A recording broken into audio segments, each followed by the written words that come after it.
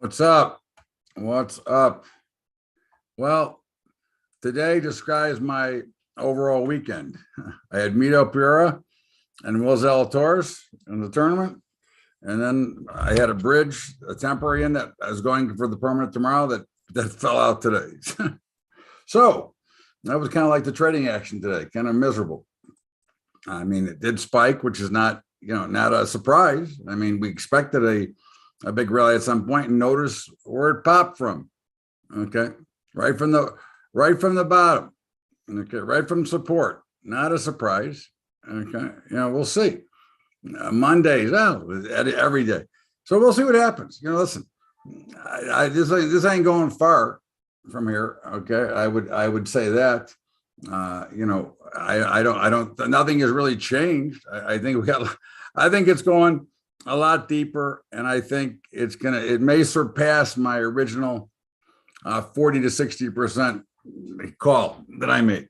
Okay, this is going to get pretty nasty. I think there's a lot of, again, we just have so many issues to deal with that, how is anybody going to make any money? Where the company's going to make any money? They can't get any goods. I mean, you saw Walmart last week and Target. I mean, again, they didn't suddenly become bad companies overnight. They got no goods. They can't make any profit. Remember, if you're in the inventory business and you got to sell product to make money, they have to sell a lot. They got a big nut to crack. They got to send a lot of product, right? So, we'll see. Like I said, there's no way to know for sure, but certainly this is not a good sign. Walmart's almost a utility. Target's a little bit more fresh, but look at Target. Okay, so you got two stocks that have had very little bounce off of their bottoms. Okay, and those are things that that you do look at. I mean, you do recognize if you're looking at more of a macro kind of view. What does it mean? I'm not sure. I mean, listen, I can't say for sure that we're going to crack, but it's hard to find something positive that's going to drive these markets higher. I mean, the free money's ended. They cannot continue to try to supply this market with money. Okay. Again, we've got a very rough inflation period here. Plus a food shortage, plus. You name it, we got it. Okay. And, part of it, I think China is driving part of this. I think part of the things they do is the ugliness of it all. And I think they've done it on purpose. That's my opinion. I could be wrong. Okay. I could be wrong. Yeah, it's perfect there, Mr. Bradley. So I could be 100% wrong with the with my take. Okay, certainly I'm going to follow the algorithm either way. Okay, I'm not going to change what I do because I have an opinion on what direction we may head. Okay, yeah, but certainly it is very difficult to find something to get excited about. Like, oh, this is just temporary. Okay, this looks like it's going to be very extended. And what makes it worse? Actually, I'm going to ask the question to you. What makes it worse? What makes this market worse? And I'll give you a hint. It's got nothing to do with politics. Okay, it's got nothing to do with anything but what you can see in the market yourself right now. Okay, but what makes this potentially worse? Okay, than it is, and make it that could help it continue going forward. Okay, Fed is out of inflation. Okay, that's not the answer I'm looking for, but those are good answers. Okay, those are certainly good answers. But what are we watching? If we were watching this market, low liquidity, okay, I could live with that too, right? But again, obviously, I don't know if you're on the right track, but the selling has been meek. There has not been a fear factor yet in the selling. Okay. So without fear, you're not going to get the drill down. It's going to continue to work its way lower. I mean, the trend itself, but listen, for our positions, it's much better the way it's happening. It is trending lower. It finds support. It gives you an opportunity to sell more if you choose to do so. That's what it is about. We haven't had that major spike in the volatility yet. We haven't had a major spike in the VIX. I mean, the VIX is just consolidating. Now, I'm not the guy who believes in the fear factor of the VIX. Again, the VIX is really priced off of options and the buy to open versus sell to open. But certainly, this sell-off has not been on much volatility, which indicates, it doesn't mean, but it indicates that the selling could and probably will continue for an extended period of time. Okay. And again, for our positions, it's perfect. Okay. For us who are hedged, it's perfect. Okay. So those are two good things. And certainly, listen, I'd like to see it grind all the way down. I don't want to see any big volatile days. I just want to see them keep going lower. Okay. That'd be fine with me. Let the VIX find a new level at 25 and trade between 25 and 35 for a while. Okay. Again, when you finally get the big crippling, the big drop or the big spike in the VIX, that'll be probably near the end. Okay. And if you go back to the days of 08, okay, the VIX spiked, okay, in October and continued to go lower until it finally puked it out on the bottom. And that's what actually made the bottom, 09. So, like I say, we'll see what it looks. You're not late. I'm early. I'm always early. Right now, with no action in the market, I mean, we had our day trader's dream was like so painful watching. Okay, the action was miserable. Okay, but excuse me. But again, to me, if I'm looking at this chart, this is building higher support. Okay, this is the volatility index, which indicates what kind of volatility we have in the market. So we're getting higher volatility, but we're not getting crazy, which means there's no panic. Look at the sell-offs. Okay, now don't look at the number like 1,000 points down, because 1,000 points is 3%. Okay, look at the price action. Look at what happened. It goes down, finds some support, spikes up back to a resistance level, and then starts its way down again. And I would expect that to continue all the way, okay, until the name that we use on TV will be capitulation. You won't hear that word out of me, but that's the word they will use on TV. And when the markets finally capitulate, okay, which means that people don't care about price anymore, they just want out, that'll be probably pretty near the bottom, okay? So, again, in the meantime, we continue to trade, we continue to watch them, we continue to trade the way we're supposed to trade, okay, which is strictly the price action that comes behind it. Now, today's price was freaking brutal. I mean, no volume, okay, which is, again, it's becoming more the rule than the exception. So we're watching this meltdown, okay, and again, it's going very slowly lower. You can say that 1,000 points is a lot or 200 in the NASDAQ, but it isn't that much. Again, you have to look at the percentages. That's the number you want to watch, because that's what really means something. The dollar amount is meaningless, because the dollars are so much higher today that what does it really mean? I mean, I started trading that was 800. The 30% crash in 87 came from 2,700. Okay. So it's the percentage sell-off is what you're watching. And we haven't even had a limit down day. Do you remember when COVID first started? There was limit down days almost every day for a while. Okay. Then they pop back up, they'd put the circuit breakers in. So if I'm looking at this from a big picture, I'm looking to sell rallies that come to resistance. Okay. And when you sell rallies at resistance, like I'll give you the levels later, but when you sell them at resistance, you need to find what you believe to be a solid level of resistance in whatever it is you're selling. Okay. And you have to have an exit point if you're going to add on to a current position. Okay. But what you want to wait for is you want the opportunity to sell the rally, because the rally is more than likely wrong. Okay. Until the trend changes, the rally is wrong. Okay. Did that all day, crushed it.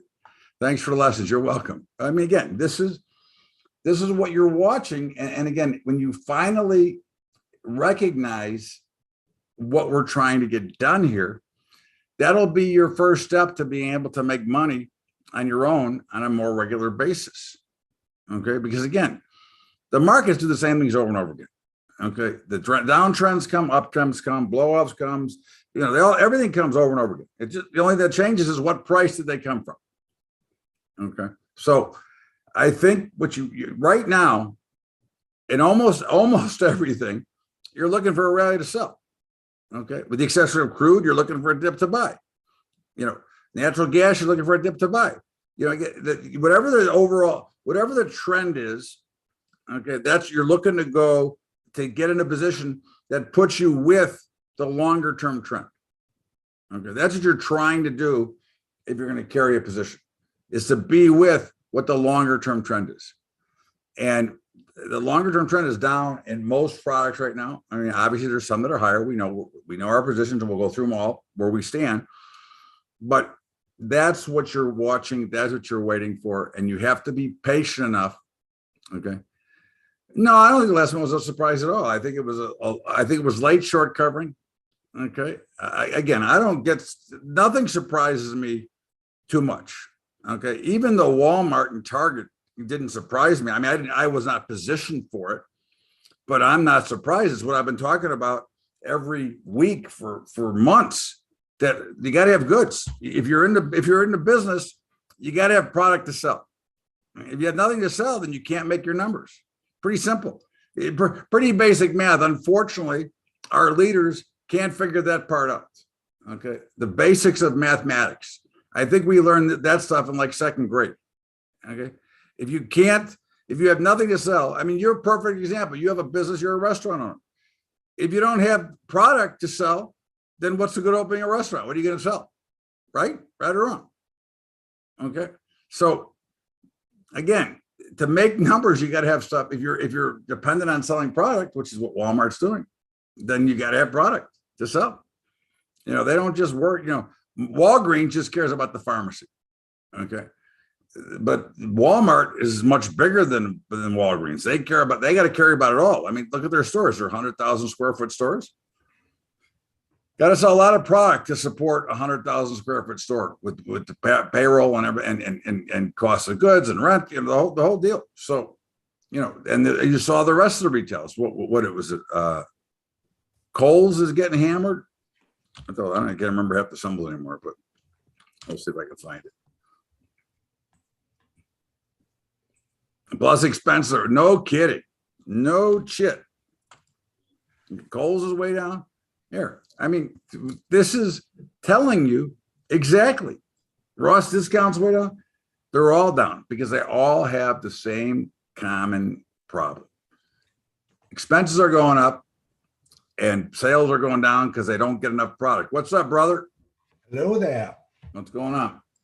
Not much. It's a pretty interesting dynamics going on here. We've got, major companies getting creamed on earnings that would you ever thought Walmart or Target would go down 30% on earnings? No, it's crazy. I mean, look, Costco too went out. Costco was interesting. There was a rumor in the market that they were going to raise the price of their hot dog and drink combination from $1.50 to $2.50, and the stock went down 30%. I mean, it's getting scary, and it's getting scarier because every time you go to the store, they have less goods to sell. No, it's horrible. We had to buy an appliance, and I purposely went to Best Buy to buy the appliance that was in stock, and they said they were going to deliver it. I got a call an hour before it was supposed to be delivered that it's not in stock. You read that? It's typical. I just canceled it. I mean, it's ridiculous. in the Fed we trust. We never trusted the Fed. The Fed was always a piece of shit, and they still are. That has not changed. My opinion on the Fed and the Federal Reserve has not changed. The They Fed are, has no tools to but they don't. But they do. Even when they have tools, they don't know how to use them. right. But right now, I mean, they have demand side tools. They don't have supply side tools. There's nothing for the supply side. Supply side tools are political. You want to cure inflation? Pump oil and gas. That's it. As you said many times, pump oil and gas. That's your only answer. But we're not doing that because we're too stupid to do that. Well, exactly. So, I mean, so what did you take away from the action like last week? What is your views of what you've watched? I mean, I know you watch all the markets. So what's your views of what happened? Very bearish on stocks. I mean, it's like whack-a-mole. All right, so we have an update today, but the selling seems to return. And, today, so the stocks were up, the bonds dropped down. The bonds stopped exactly where we thought they would, around the 142 area. Yep. It's like whack-a-mole. It's kind of like, it feels like a whack-a-mole market where, they're going to pick their heads up. Everyone will say, oh, maybe we see a bottom, and then boom, the next day or so, it's going to be ugly. So I just don't like it. I mean, I think the bottom for the VIX is 20 to 25 now. And actually, I said 25 to 30, but I want to get your take on this. Okay, so let me ask you this question. So I said, before I started, I said, what is everybody seeing that indicates that this market can still go a lot lower? Okay, and so everybody gave their answers. I said, just look at the VIX. The VIX has not had, with all this selling, the VIX hasn't had a major spike up. It's just steady. Oh, that's the thing. We haven't had a washout. And, look, history tends to repeat, and making bottoms requires a washout. We haven't had a real washout. I mean, we've had ugly action. We have stocks. All the indexes are down a lot this year. The only index that's up is the XLE, the energy index. Everything else is in the toilet. And hey, so they're going to come back a little bit, and then they get whacked again. That's what it feels like to me. I mean, look. Yeah, that's what it feels like. It just feels like that. It feels the same to me because, again, you people got too much. It fell in love too much with the Federal Reserve and what they did, and we forgot about the real fundamentals. Now, I'm not a fundamental trader, but we forgot about the real fundamentals of the world. And well, real fundamentals are energy prices aren't going down, and if anything, they're going up. This oil consolidation is just that. It's a consolidation. This is going to give, in my opinion, it gives way to higher prices. I mean, look at natural gas today. I mean, that thing is a beast. It's unbelievable. Yeah. I mean, by the way, we're coming up June. June is next week, right? Yeah. So we're coming up on the 2-year anniversary. The price is of the low. The price is over 6 times higher. 6 times. And amazing. 6 times. But that's huge, Bob. So we're going to see $10, and we're coming into the hurricane season, which is particularly scary. And then right after the hurricane season, we go into the peak season winter. So $10 is, I think that's a no-brainer in natural gas. Now, does it go there via 6? Maybe. It's a wild swinging commodity, but I say we see double digits in natural gas. I got a feeling. And I still say we see new all-time highs above 150 in crude oil. I agree with both of those things. And I think, look, I have a position, right? We're long natural gas. I'm not adding to it but if you were asking me to guess, I don't think it's C6 again for a while. I think it goes 10, 11, 12, bang, bang, bang. When it's ready, and the first hint of a hurricane, the first big trouble out there, I think up flying it goes, and they bury the shorts in there once again. Yeah, I think so too. Natural gas rallies on the hint of a hurricane. When those storms start to form, the buying comes in. Right. They don't wait for it to hit. No, it's similar to farmers.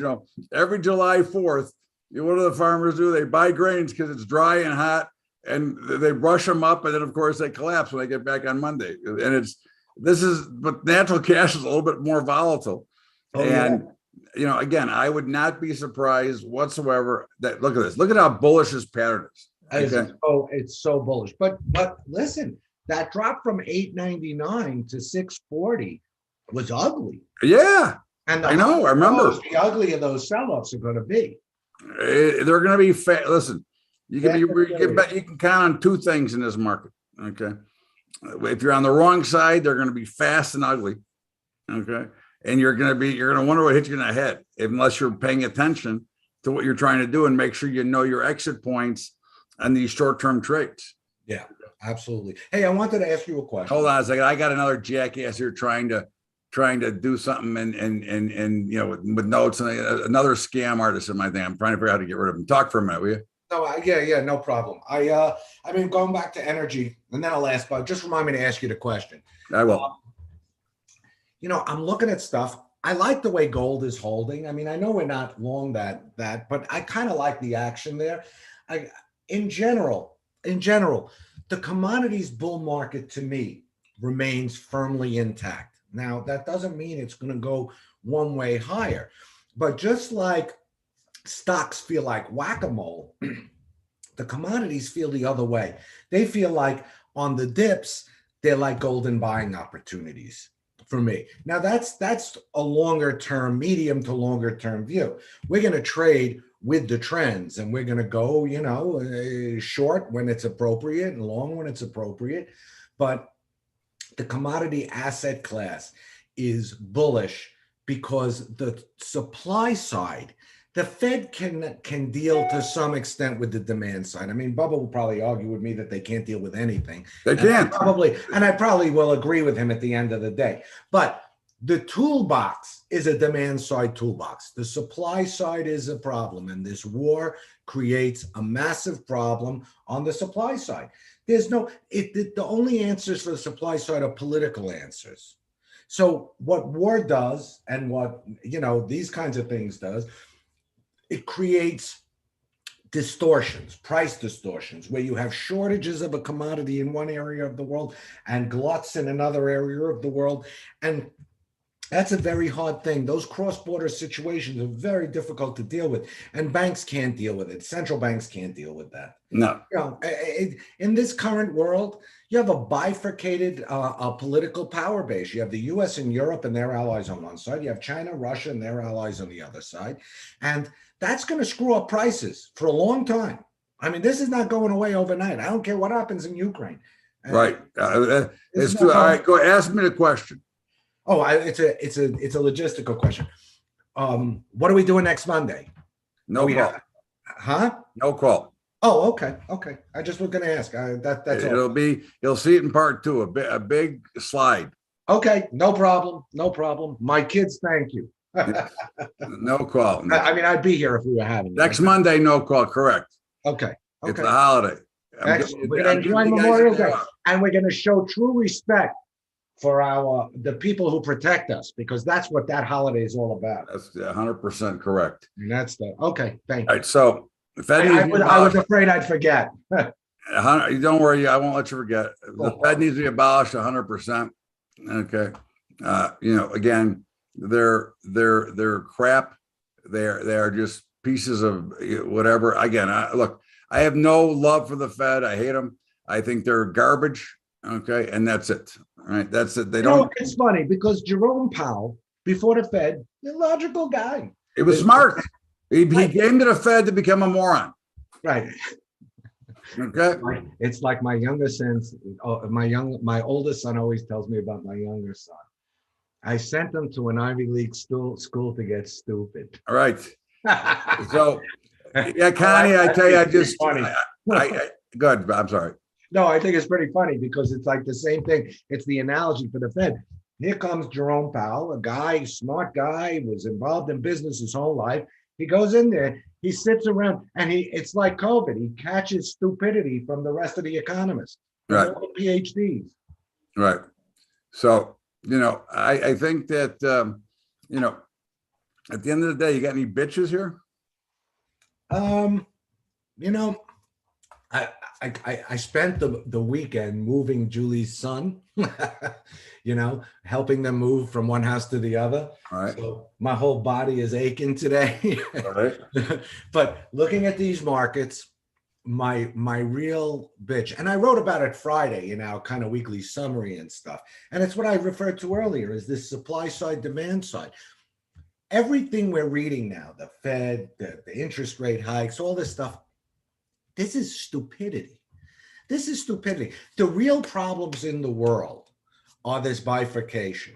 And we're not addressing that. And what we're doing is we have this guy over there in Asia now, you know, this guy, our president, my president, your president, our president, over there, he's just pouring gasoline on the flames. You know, the US policy in Taiwan has always been one of, you know, peace, strength, you know, but we really never stated. This morning, he made an inane statement, and then the White House had to turn around and walk back what he said. What are we doing? We look so stupid to the world. We look so untogether to the world. And let me tell you, markets reflect political and economic landscapes. And, you know, my bitch is, we have no clear message here. No clear message. So please vote. Everyone, please vote. Whoever you vote for, vote. Because we need to get what we deserve. That's what we need. Right. Not that I love any particular party, but Bubba says it all the time. He's a libertarian. I happen to be an R. I'm not in love with them these days. But I will tell you one thing. We get what we deserve. I choose the worst of the two evils, the best of the two evils. Just vote. You have to vote. Because if you don't vote, you have no right to complain. Right. And they might even get counted properly, but that's 50-50 now too. So of course. But again, I think that, you know, look, we have, you know, a very bad situation right now that is being made worse. And through all the claims of racism and all the real truth of the matter is that the party in power today is fanning the flames of more racism. Okay. Well, you can disagree all you want, but you can just, all you have to do is look, the proof is right there waiting for you. I do have one other bitch that I have to tell you about. Sure. One of those sites that I write for, and I write for a lot of sites, and I won't mention them. They sent me an email and they asked me to consider putting a non-binary pronoun after my name. Could you imagine that? Yeah. I mean, I wrote back, what does that mean? Yeah. I don't know what that means. Maybe I'm from a different generation. I'm from your generation, Bubba. We're the same, basically the same age. What does this mean? What is it? What is the purpose of this? What is the purpose of this, in your opinion? Well, I mean, look, we're in the woke society of shit. We're in, you know, when they're going to make coloring books now to introduce LBGQ, whatever the hell those initials are. And I don't know. I'm getting, you know, it's getting scary, and it's scary, but it's so stupid. It's like, you know, there's a lot of humor in this. I find a lot of humor.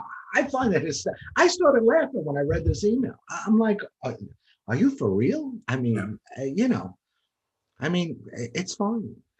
You know, it's amazing. I will say that. That's my 90-year-old mother said to me. Soon you could be a man on Monday, a woman on Tuesday, a man on Thursday, and then you could be a dog or a cat on Friday. Yeah, I mean, it's amazing. I don't get it. I just don't get it. You know, I read something. It says, I want to save. Do you want to save billions in education in this whole woke educational thing? You want to know, here's your gender lesson. Look in your pants. That's what you are. Case closed. Right? I mean, it's amazing to me. You know, I don't understand a lot of stuff, right? So I'm not going to, you know, get into too deep in the woods here, but we don't look, well, we do, but that our administration represents us, my friend. Sorry to say. It is sad to say. But it is us. I mean, it is. We go to the polls every 4 years. It represents us, whether we voted for it or not. Those are our leaders. And I said this the day after the election.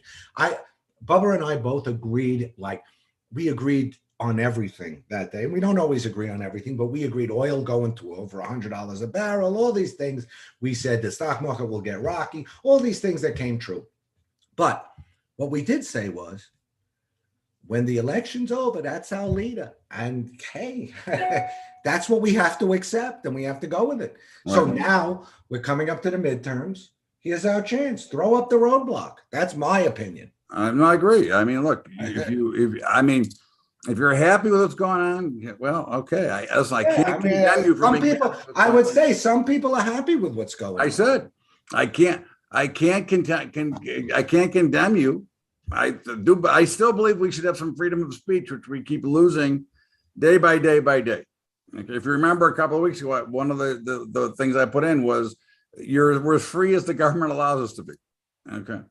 They just don't want us to have any freedoms. And I think this is getting worse by the day. And it's a tragedy because we're destroying everything that we've built for all the years. Okay, 200 and however many years it is now. Okay, and unfortunately, I think it's going to end up back where it started with another Revolutionary War. That's my opinion. Okay, so 246 years. Amazing. By the way, in history, it's a very short period. Right. You have no idea how successful the public schools are introducing young people. Talk to a teenager and you'll be surprised that the kids think. They think they are the one who is, we are the one. Yeah, I know. I got 2 kids. I know all about it. But I'll tell you one thing. Okay. My daughter, she learned quickly when she moved to California. Okay. I'm sure she did, by the way. Oh, no, she did. She called up crying. She said, So look at all the money I take out of my paycheck. Look, again, it's very sad. It's very frightening what is going on. And that's all I can really say. I mean, I'm not going to get too deep into it. I mean, obviously, I do have obvious opinions. And it was funny. I was at I went to Santa Fe Station on Saturday night, sitting at the bar with Pam. And there's a couple sitting next to me, and I was talking to her about something, and I was commenting. And they go, I can't believe it. We found somebody else who thinks like we do. We got into a whole big conversation. And where were they from? California? They're from here. They live here. They lived out there for 25 years. But they want me. I'm going to speak at an event here, so it was interesting. Okay, but look, at the end of the day, we are going backwards. We just not agree on who is responsible. Yeah, listen. Again, I'm not going to argue with anybody on your opinion. Okay.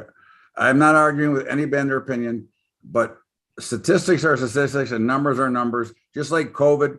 It's amazing how the flu dropped the number of cases and COVID picked them up. I find that very interesting. Now we're dealing with monkeypox. Yeah.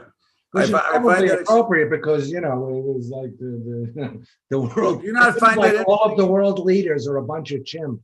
You do not understand. Do you not find it interesting, Andy, that we have, if you added up the total cases of flu and the total cases of COVID, they would come to the same number before we had COVID. It's amazing.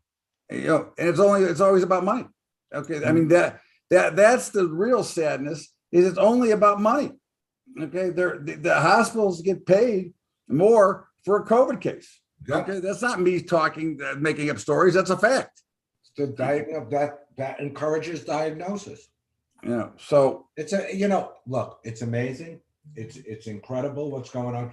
But the one thing that's really got me is the crime, because I don't remember the crime being this bad. The crime is very violent now, very, very violent. And that's very upsetting. And encouraged. Yes. And then I had somebody ask me, the other day on Bubba's Bottom Line, and, if Trump was still in office, do I think that that the war in Russia would have taken place? I said, no, I don't. I don't think it would have taken place. I think he would have had a strong, firm hand, just like he did with China. And China was much more in line when Trump was in office than they are now. Okay, that's my opinion. Listen, if I can't speak my opinion is there would have been a deal. Right. There would have been a deal. I think, he would have flown to Moscow and he would have sat down with the lunatic and there would have been a deal. That's my opinion. I agree. I might be wrong. Maybe I'm wrong. Maybe we can both be wrong. But I mean, that's from what I can base, the only information I can base on is what I saw. Okay. Well, who's stupid enough to want to go into politics and this is my big fear. There's no one good because no one wants to go into this because who the hell would want to be a politician? Nobody. Who the hell would want to be president? Would you want that? No. That's a horrible job that you cannot win. First of all, I'd last about 10 minutes before I told someone to go that far. That's true. Okay. There's no chance that I would go any farther than that because I wouldn't take the stuff that these guys take. Right. So Right, but my point is, look, it's going to be very hard to get any really good, serious candidates because, the press and the way things are make it a very unappealing job. Someone with that mental stature could go be a CEO of a company, make $20 million a year or whatever, and have a very nice life and fly below the radar, maybe come out once a quarter and talk about the earnings or the lack thereof, and that's it. right, And they get paid whether they make money or lose money. Right. You go the president of the United States, you make 400 grand a year, and it's all about ego. And you know what we think about ego? We think about ego as the great destroyer of everything. right, So, right. So, at the end of the day, we are where we are, and we'll have to deal with it. I mean, again, you got the voting, the booths are opening up in November, and you're going to see whatever happens. That's going to be it. But there's historically, this is a major change, no matter what's going on, and certainly, Bubba, I grew up in a law and order house. Okay, my dad was a commissioner of corrections for New York State, many years. right, So, I mean, I went to Wall Street. It is what it is. I didn't go follow his path, but I have a lot of respect for that. That's what I was taught. And quite frankly, given the situation, the most important issue for me is not inflation. It's not the war. It's safety at home, and it's law and order. And that's Right. how I will be voting. That's how I will be voting. and I agree. Listen, I couldn't agree more. It's scary to go out. But I don't like inflation. Don't get me wrong. And I don't like the war, and I don't like an aggressive Russia. I don't like that. But when you go out, and when my wife goes to a shopping center by herself, I don't like worrying that someone's gonna, steal her car. People are just hijacking cars, and this is gang initiations have gotten very violent, and this is a very bad situation. Right, and it's only get worse because of the ever changing Right. laws they try to make, to not to circumvent, but to actually fuel the crime fire. Yeah. Anyway, That respect for those police, man. oh, there'll be a thank you coming to them too. And of course, as we look at the dollar, we're still long the dollar, but it has broken, pretty sharply from 105. Okay, is this going to hold this support, or is this going to break down from here? What's your take? My take is currency markets love big levels. So maybe we'll go back and we'll have a test of 100 level, but European interest rates are going to big time lag US interest rates, and the dollar index will be higher than 105. Yeah, I think so too. Now, now we're in correction mode. Okay. I mean, for today, we're still long as it is at the moment. So we're 102 to 104, 105.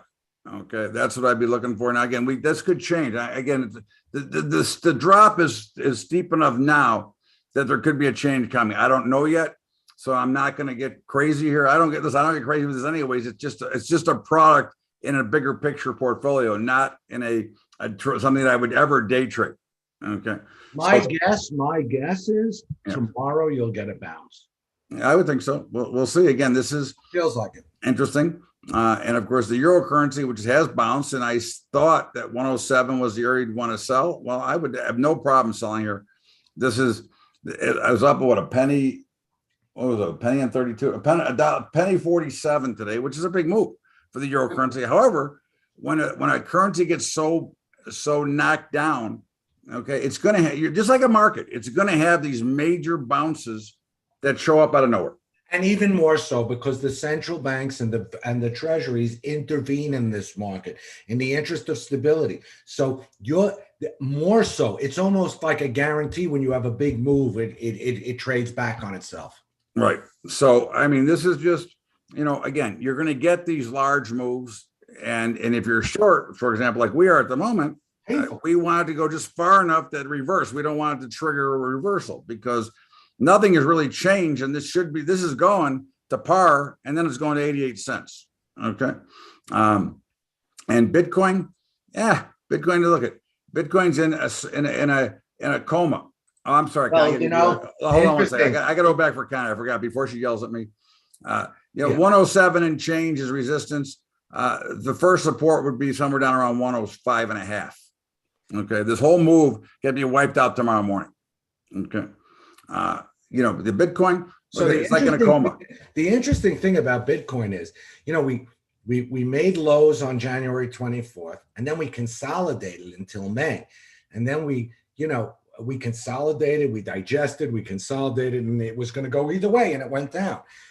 And now we're entering a consolidation pattern at a lower level, which is never good.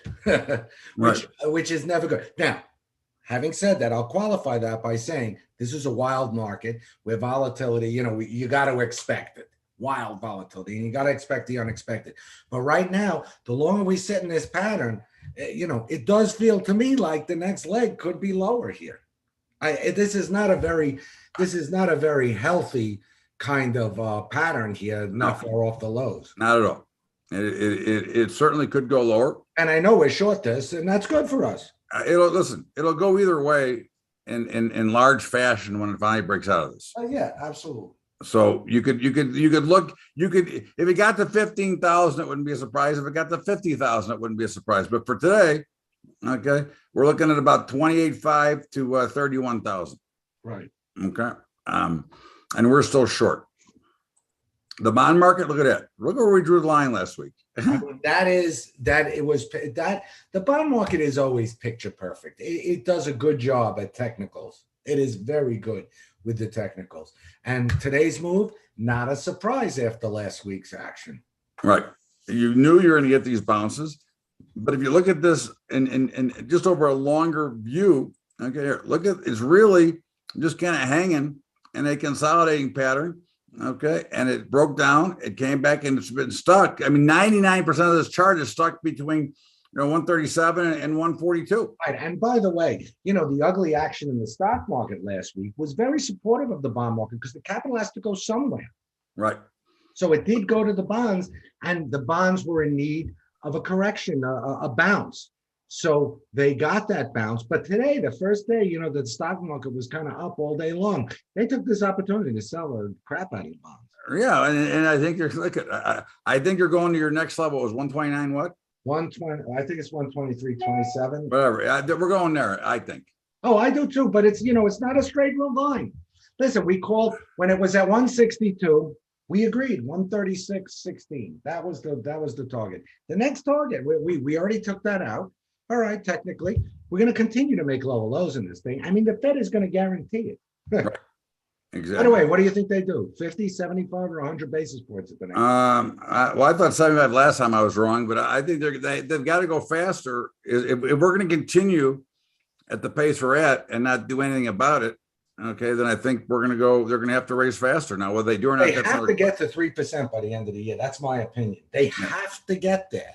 Right. Because that's fair. And by the way, if CPI and PPI remain at the current levels, what is it, 8.3 and 11.2? Yep. Even 3% doesn't matter. No. It's still fueling inflation. But as you've said 100 times, and I'll say it here, the answer doesn't at the Fed. The answer is in the oil fields. Turn it on and inflation will go down. I guarantee you, because even though core CPI is ex-food and energy, the things in the core are affected by energy. So it's in there. No, really? No, it's free to deliver, right? I mean, it doesn't go, the ships or the planes don't use fuel. They use air. They use the metaverse. And by the way, the oil price is a mirage. Please look at gasoline and distillate prices. That's where you're going to really see it, because the gasoline and the distillate made a new all-time high. Even though oil didn't go above the 2008 highs, both of those did. And the crack spreads are very big. And that is— I'm getting there, Connie.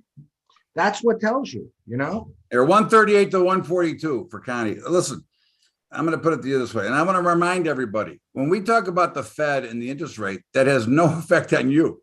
Your interest rates are already much higher. If you're getting a mortgage, the last I saw it was like 5.25, 5.5. 5.5 today. What's that, babe? 5.5 today. Okay, 5.5. So again, the lending rate that they talk about is the overnight rate for the banks. Okay, to borrow from one another or borrow from the Fed. So that's, again, it does have something to play, but the real interest rate is the only in play that it has for us is that if we have cash on deposit, we get a slightly higher yield, but it's disgusting yield. It's like under 1%. It's 80 basis points. When are we getting some interest in our banks? Never, until they have to. Somebody will break and make a better deal, and then they'll all start to move up a little bit. But in the meantime, 138 to It's 142. that whole brokerage business. They want to attract capital, so that's where they compete. One will do it, and then they'll all follow. Gold. All right. Well, gold has popped up. Now we're still short. Look, to me, this is a perfect selling opportunity. I mean, again, I may be wrong. And look, the beautiful thing is I'm wrong. I'm going to get out and go the other way. But if I look at this chart, I mean, this actually ran right where it should. It's right where it broke down from. And I would expect it to go lower again. Okay. Again, could this have been the bottom? Could it go up? Sure. Not a problem. But from an overall view and looking at this from a realistic view, not with the thought of the gold being a protection, which it's not for your equity portfolio, not thinking of it as any other thing but a straight chart. Anybody who would look at this chart who understands charting would be looking to sell this thing. Okay. Yeah. Doesn't matter what the product is. We get too confused and fall too in love with certain products. Okay. Right now, for my money, 1860s resistance, and I did sell some there today. Okay. Or whatever I get, I sold some, or 58, whatever. And again, I think we're going to go all the way back down and test the bottom. If I'm wrong, okay, I'll get out and I'll go the other way. But right now, for my money, 1800 to 1860. Okay. And silver, look, silver's the same thing. Silver is at resistance, just like gold is. In fact, gold looks even a little bit better than silver the way it went up, but silver is kind of consolidating in a range here. We'll still short this as well. Here, I would say 21 to 22, pretty tight range. I agree with you 100% on the technicals. On the other side of the coin, I'm a little bit leery of these two markets here. I can too short. We both know that there's a lot of shorts out there anyways, right? Yes. So we both know that when this does take off, it's going to take off. Right. Okay. Is this the time? And again, obviously we can't time that. All we can use is the evidence that sits in front of us. That's exactly right. And they don't know what. And so they're both looking at the bonds, which are going down, which is bearish, and the dollar, which is going down, which is not, which tends to, draw money in on the long side. So it's a tough call here. It's a tough call. Yeah, no, listen, no market is ever really easy. There are things that are somewhat obvious, but doesn't mean it's going to happen. And I think that the very fact that you and I both own physical metals at all times. That tells it all. That's the story. Right. So when I'm trading, I'm not holding. I'm trading it. Okay. This is a trading model right now. My personal long-term holdings, I'm long. I got a lot of those. So you're either long or you're hedged. Right. Right. Exactly right. That's exactly right. And by the way, I think that's definitely the way to be.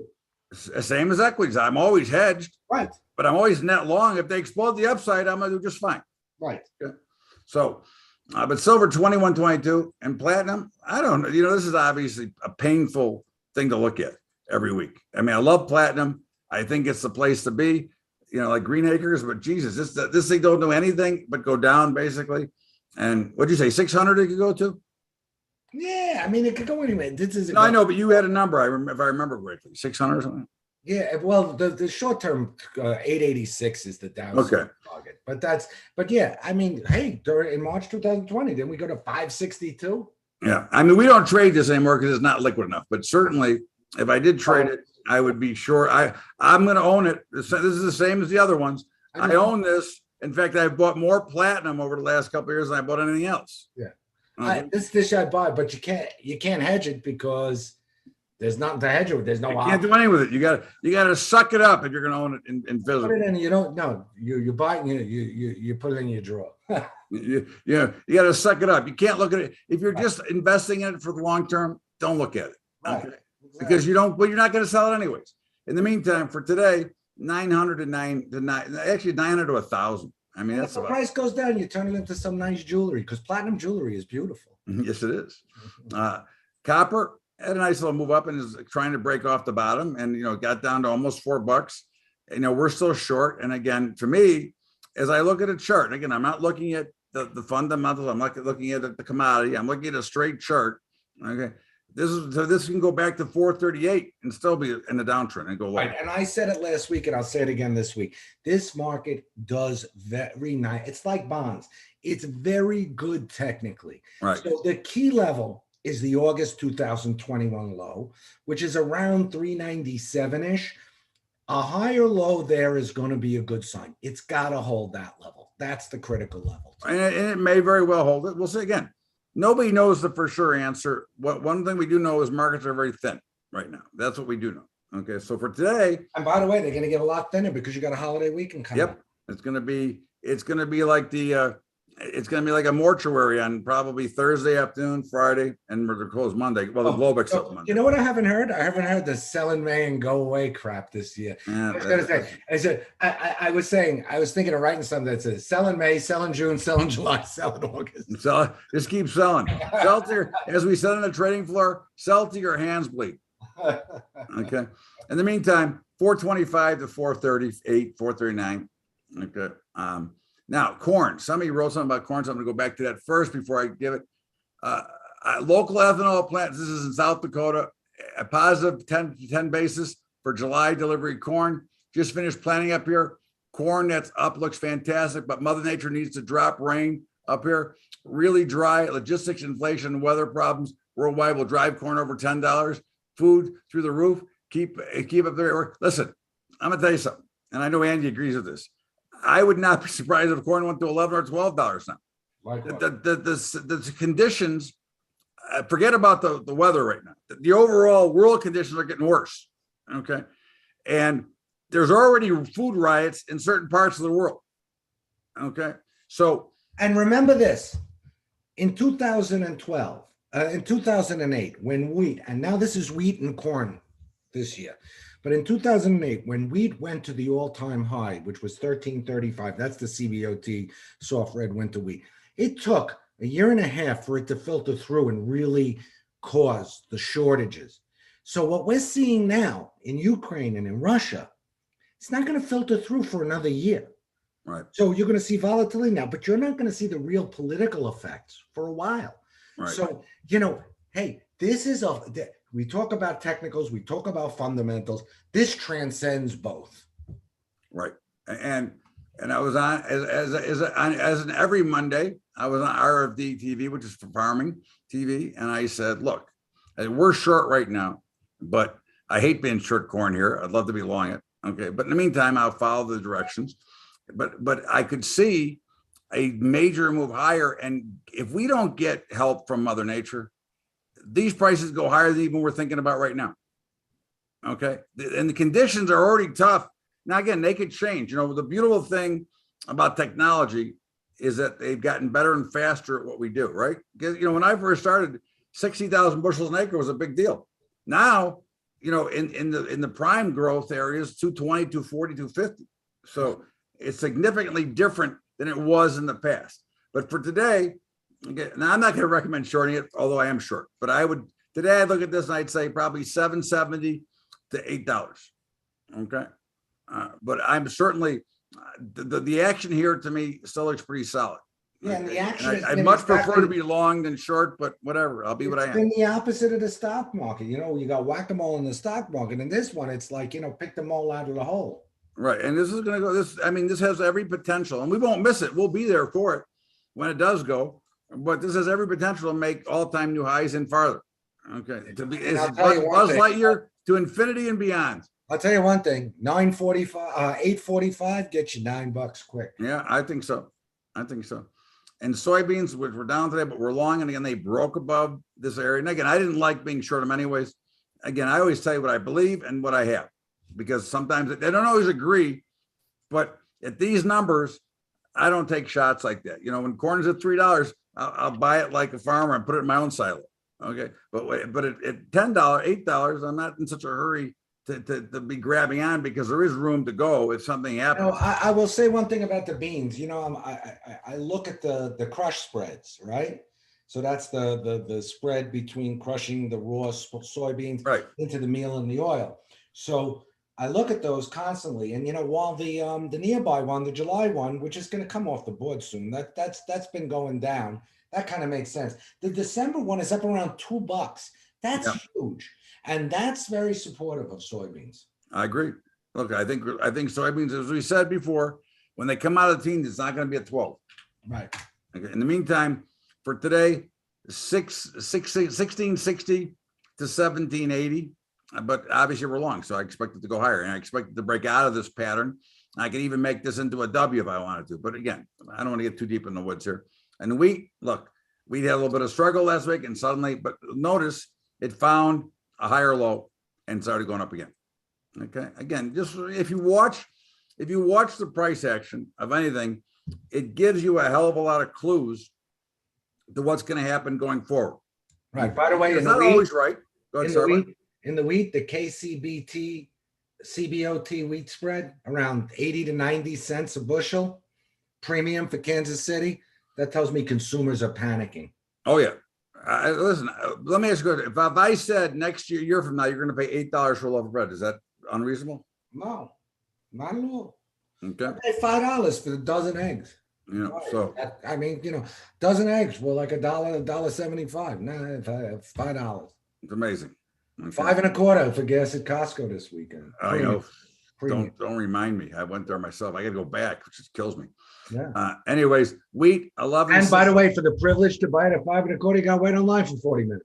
Yeah, I got lucky the other day. I went there. There was not a line. It was middle of the day. Boom, boom, in and out. Yeah. But that's once in a million. 1160 to 1250, 1280. Again, this could thing. It could be down limit or up limit tomorrow. That's how this is trading right now, and it's kind of scary. Okay. And let me just switch to my other charts for a minute for the cattle markets. Feeder cattle, August up a little bit today. But again, what you got to remember, and I think this is important to remember for everybody, that overall the trend is lower. Okay. And not because there's a problem, except there is one big problem, which is what? Okay. People can't afford it. They can't afford to eat beef. They're going to have to make it when you have to make a decision for your budget. You're going to fill up your tank or eat a steak. You're going to eat pork probably. Yeah. So we're short feeders. And again, they're pretty ugly, right? This whole month of August has been, down. Now there's still, listen, at a reasonable price at $1.62. But, obviously, what's the all time? I think 247 or whatever it was.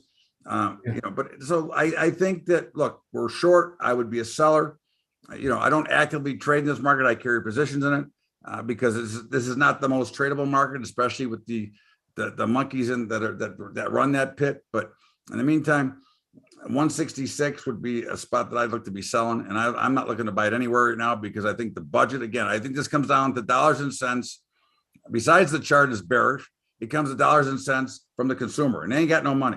Okay, that's my view. Okay, and cattle, okay, same thing. I mean, it had a nice pop today, but look at where it's going. If you believe in the Bollinger Bands, which listen, Bollinger Bands are only something as a guide or a tool. They're not absolute. Just remember this, that they were very oversold, but they were oversold for 10, 15 days before they bounced. Okay. And certainly 134, I'd be selling with both hands. Okay. And the hog market, hey, look, hogs bounced. We said last week, look for $1, and they came flying off the dollar and are charging higher. Now, at the end of the day, okay, hogs are gonna be the place where money goes to eat for protein. And what's going on with poultry? Anything changing with the bird flu? Is there still a I don't see any change there. It's still expensive, but the one thing, going back to pork for a minute, on May 20th, China bought 40,000 tons of frozen pork to put back in their strategic stockpiles because over the last 2 years they've been pulling it out. So right. There's underlying support for that pork market. Yeah, and again, I look from here. Look, we're long now. We reversed this morning. Okay. And look, I think you'll see a little resistance about 113. But I'd look, if I didn't buy yet, I'd be looking at 107, 108 to buy. Let me ask you this question about pork, okay, and about China. China owns the biggest pork producer in the United States. Smithfield Foods, 2013. It was a public company. They took it private. So, is that you find that problematic? I found it problematic in 2013. No, I know, but Congress allowed it. I find it more than problematic. I wouldn't find it problematic if we could go in China and buy a semiconductor factory, but we can't. Okay, that's my problem with it. all right, listen, I mean, I got a big problem with it. And by the way, Smithfield Foods is a huge company in Virginia. yeah, I And the know. Denny's totally own it, lock, stock, and barrel. A couple of our members work for them. It's amazing. Yeah. No, I mean, again, and I still don't understand why we buy drugs. I don't know why Congress did it. We buy baby formula too. I got 2 babies in the family here. Yeah, but what did we do before? Well, you didn't have no baby formula when you were growing up. No, breast milk. Or whatever they fed you. Right. Gerber. Anyways, natural Still, gas. This is what it is now. Again, what did we do before baby formula? Yeah, and we're going back to China, man. Listen. It's ridiculous that Congress allowed that and the administration allowed that. It's ridiculous. Not that they should step. They get involved. They get involved where they shouldn't, and they don't get involved where they should. Yep, exactly. Where's George? Where's Costanza? I mean, anyways, it's like, my God. I mean, I didn't. It's not. This is not a anti. I'm not saying anti-China. I'm saying quid pro quo.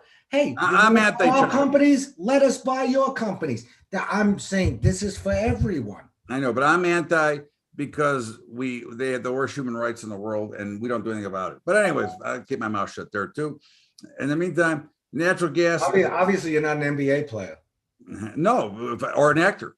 Because if I was, I'd be a supporter of China because they pay me so much money. Right. They don't pay. China doesn't pay me anything. Natural gas is exploding. We're coming to hurricane season. I mean, look, there'll be wild swings here. Watch out. Surprised to see 89 cents a day back and forth.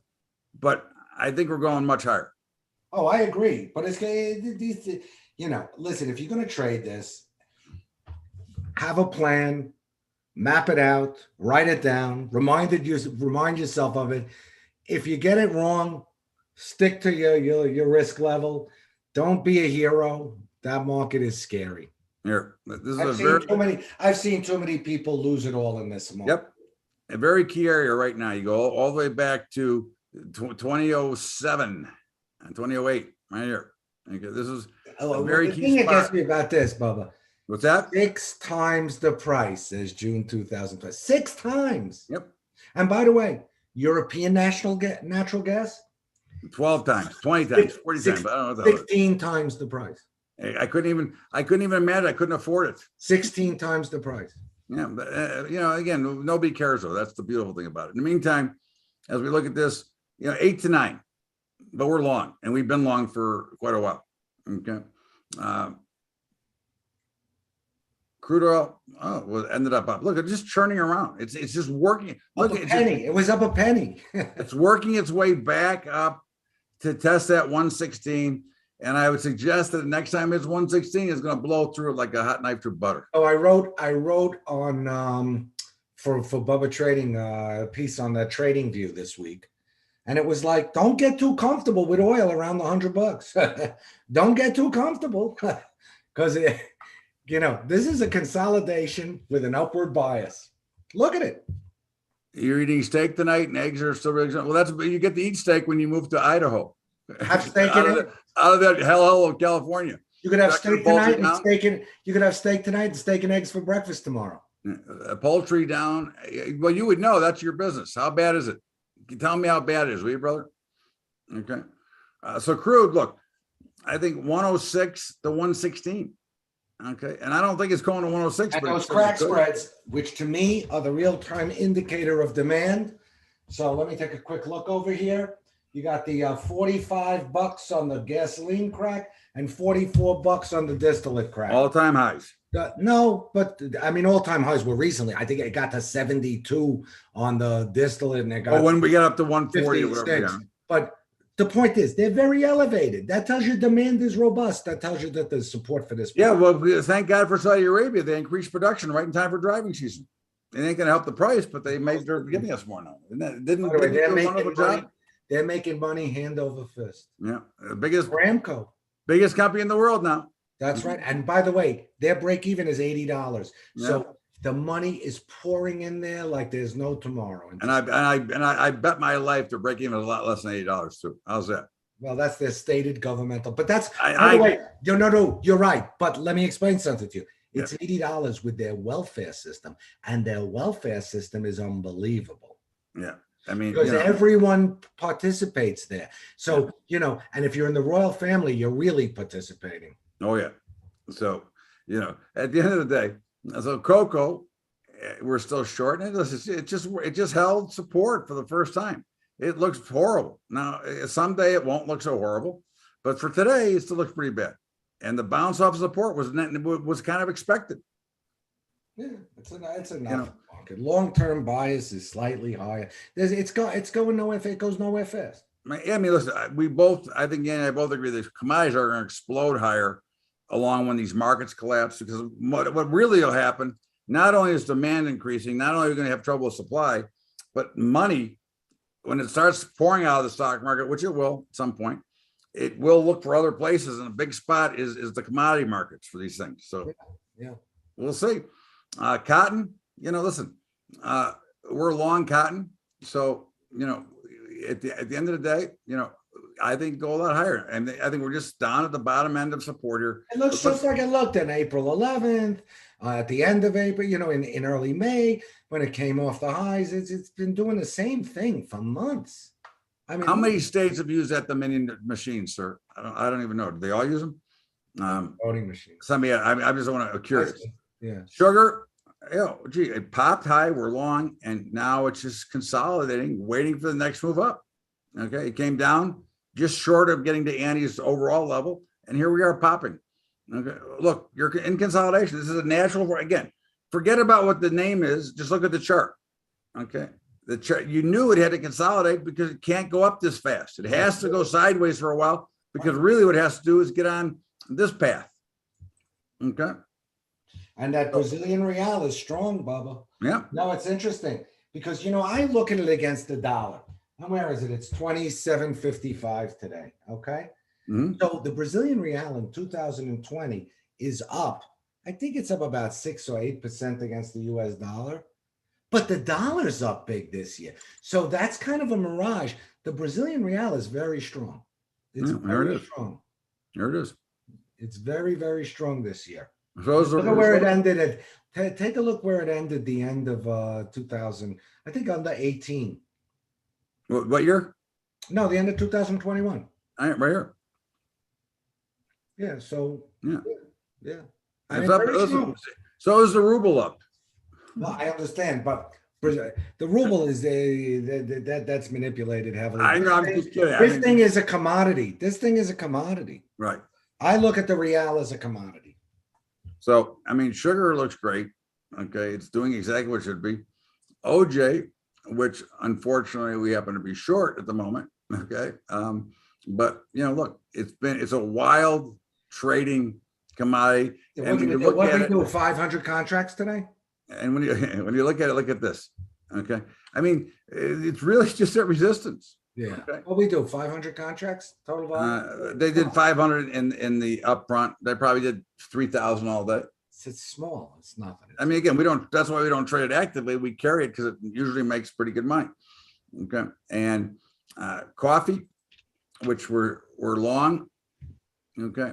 And it's just hovering around, right? It broke up out of this consolidation. It's now found a new resistance level at about 230. Okay. I would say probably 212 is the key support. 721 contracts in OJ today. So, again, I think you have to remember that at the end of the day, okay, that the pattern will determine, the price action will determine, and we've come a long way. And if you look at where we came from, the selling is natural. If you look at it from here, it still looks pretty damn good. Right. This thing is consolidating. It's consolidating nicely. That's it. Right after we made that low, we held $2. We'll see. And of course, the lumber markets, which are untradeable, but we just look at them as a boat type of thing. I mean, it's coming down. Now, is it going to go back? Is it going to go back and test 500 now? It could. I mean, I think. What's driving this market in your mind? Interest rates. I think it's perception. I think it's, the the new home demand slowing down a bit because of the higher interest rate. I hear now that if you're gonna buy a new home from one of these builders here where we live, Bob, you have to qualify for a 6.75% mortgage. Okay. So that's, causing, I mean, and then, by the way, from 5% to 6.75, that's a big difference in the monthly payment. Yes, it is. I mean, So lumber, I think lumber will not go below the August 2021 low, which is far below here, 448, 488. okay. But there's room. It's a falling knife. You get shredded if you stand in front of this thing. I'm getting. And by the way, you don't trade this because this thing trades nothing. What is this trade? you couldn't trade if you knew where it was going because they're still going to screw you. Let me look at volume here today. Volume today, you know what I have? Oh, May 23rd, 72 contracts. Yeah, I show. That's what I show. I show 193, but it doesn't matter. It's untradeable. Okay. Totally. 28 states use Dominion voting. Look, you would hope that the Republican Party this time learned its lesson that they better learn how to cheat better because both parties have been cheating in elections as long as I can remember, and that goes back to Kennedy. Okay, so again, I'm not going to get into it. Once the election was official, what am I going to do? Keep crying about it? I got to move forward. Okay, I can't keep worrying about what happened. In the meantime, we'll see. Any last minute thoughts here, young man? Oh, I lost him. Where'd he go?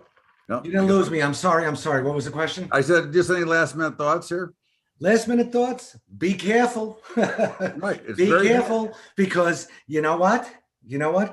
Everyone is breathing easy. I had that, I have the financial news on in the background here, and I'm like, all these commentators, these experts, these pundits, they're all breathing easy today. The indexes were up. Oh, you know what? Do everything with a plan. Hedge yourself. Be ready. Put your helmet on. It's going to be wild. This is it's a very challenging market right now. It's very quiet. It's very slow. Okay, so you have to play accordingly to what you got, and that's what we got right now. So it's really caution. All right, let me stop this recording. We'll get to part 2. Hold on, my girlfriend's ready to speak to me again. Yes, darling. Okay, and let's get started. What's up, everybody? Welcome aboard to the Monday Night Marathon, also known as the Strategy Call. And of course, markets are quiet. Volume has been pathetic almost every single day. We even on the sell-offs, we don't get much volume, which is unusual. But again, this is why every week for months, we've said, just be careful. There's trades to be made, but you must be careful. Okay, if you think that you're going to get out of something, you're going to get too aggressive, you're going to get hammered. Okay.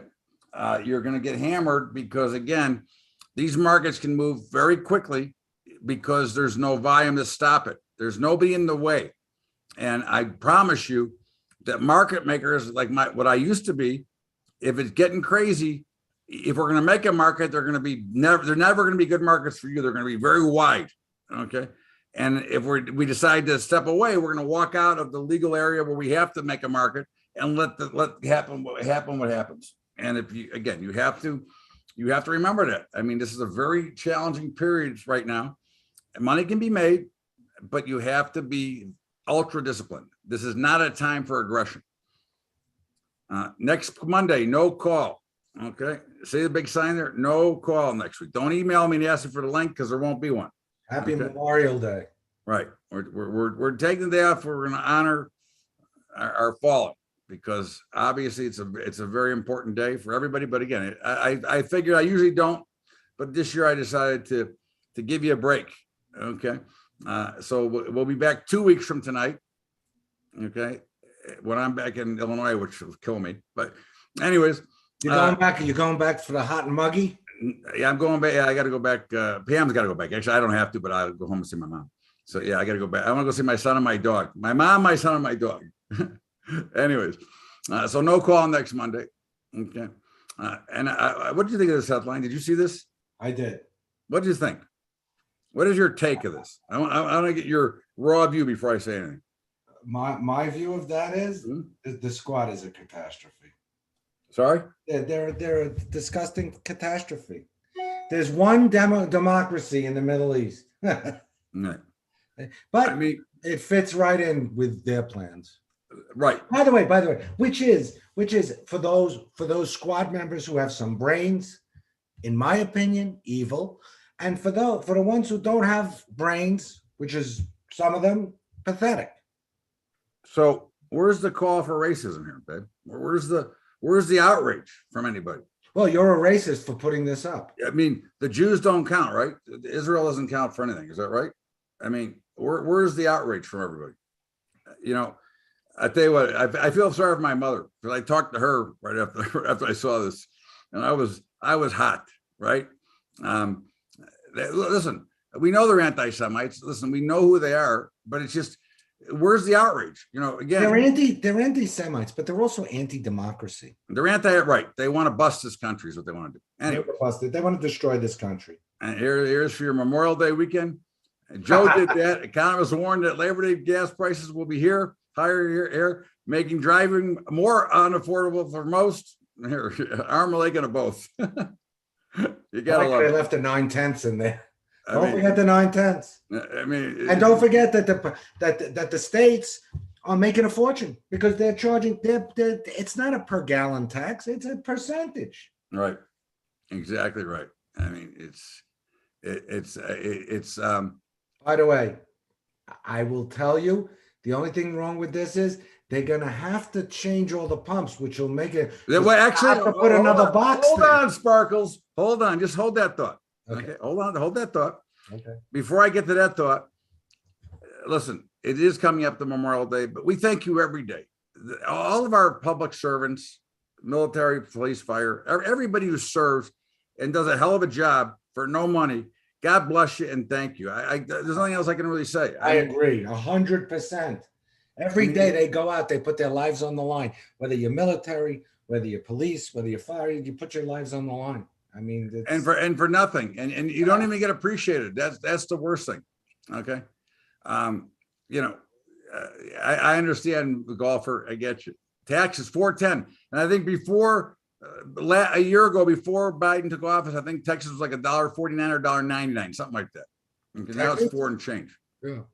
Okay. Anyways, thank you guys. We do appreciate you, guys and gals. Okay, it's just obviously I can never say thank you enough. Okay. DOJ announces hate crimes and bias related initiatives, including reporting hotline, except for the Jews. Okay. They don't say anything about that. They have a hate hotline, but they let the squad do it that. I mean, can you help me with that? No, I can't. Okay. I can't help you with it because it's Right. a mirage. Oh, I didn't use the headline, but the state of Washington has already a 76 chain station has already equipped their pumps to be $10 a gallon. You see, this is the proof that Bubba and I don't collude before this call at all.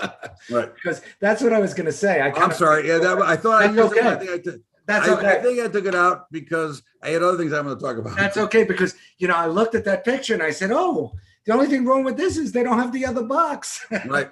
Exactly. That's But right. you're old enough to remember when cars made in the United States only went to 100,000, they turned over. Yeah. Listen, I'm old enough to remember when my father freaked out when gasoline hit $1 a gallon. Listen, I I was remember pumping, when I first got my license. I think I paid 70 cents a gallon. I was pumping gas and we had alternate days.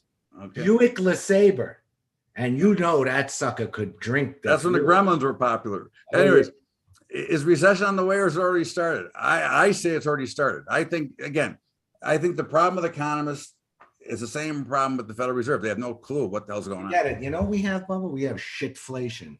Right. That's what we have. And the whole thing is a mess. Right. It's a mess. It's a hole, and it's getting deeper.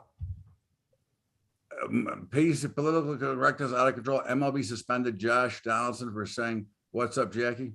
Oh yeah, to Anderson on the White Sox. Yeah. I saw that, and he had done an interview where he said he was going to bring fun back to the game, like Jackie Robinson broke ground. And Josh Donaldson on the Yankees said to him, "What's up, Jackie?" And they suspended him. Yeah. All right. This is what world we live in. Yeah. Now, It is this what is it is. this is the other thing that really wound me up. But you know what? You could say Israel's racist, and they basically open the ovens again. Exactly. Disgusting. Interior Secretary Deb Haaland about Memo canceling oil. Did you see that interview with Joe Manchin? Yeah, I did. I mean, are we out of our minds? Yeah. Again, I don't care who you voted for, but Jesus Christ, are we nuts or what? Yeah, we're not. I mean, we have no. crisis. That's not a rhetorical question, is it? No. I mean, you said it weeks and weeks ago. The cure to inflation is pump. Just pump. Just pump. Pump and drill. For now. Okay, we can address climate change. By the way, that's a multi-decade process. I'm all for it. I'm all for a clean environment. Well, wait a second though. Here's the best thing about the climate change, the inflation, the climate change and the green energy also. You realize that this summer, at this current rate, there's going to be rolling blackouts throughout the country. Yeah. Because the power grid we have can't support it anyways. I know. Well, it's so old and antiquated. Yeah. Wait until one of our good friends around the world throws a bug into. And then, of course, global famine by the end of this year. Well, that wouldn't be a surprise, would it? No, I mean, we're not going to starve here. But if you're in Africa, North Africa, South Africa, Middle Africa, you're in places in the Middle East, you're in places in Asia, they're not going to have, look, last weekend, India put an export ban on wheat because of the heat wave. Now, right. India is a big wheat producer. And by the way, we've already lost about a third of the world's wheat exports. And folks, this is not next week. This is for the next year, 2 years, 3 years. This is going to affect markets.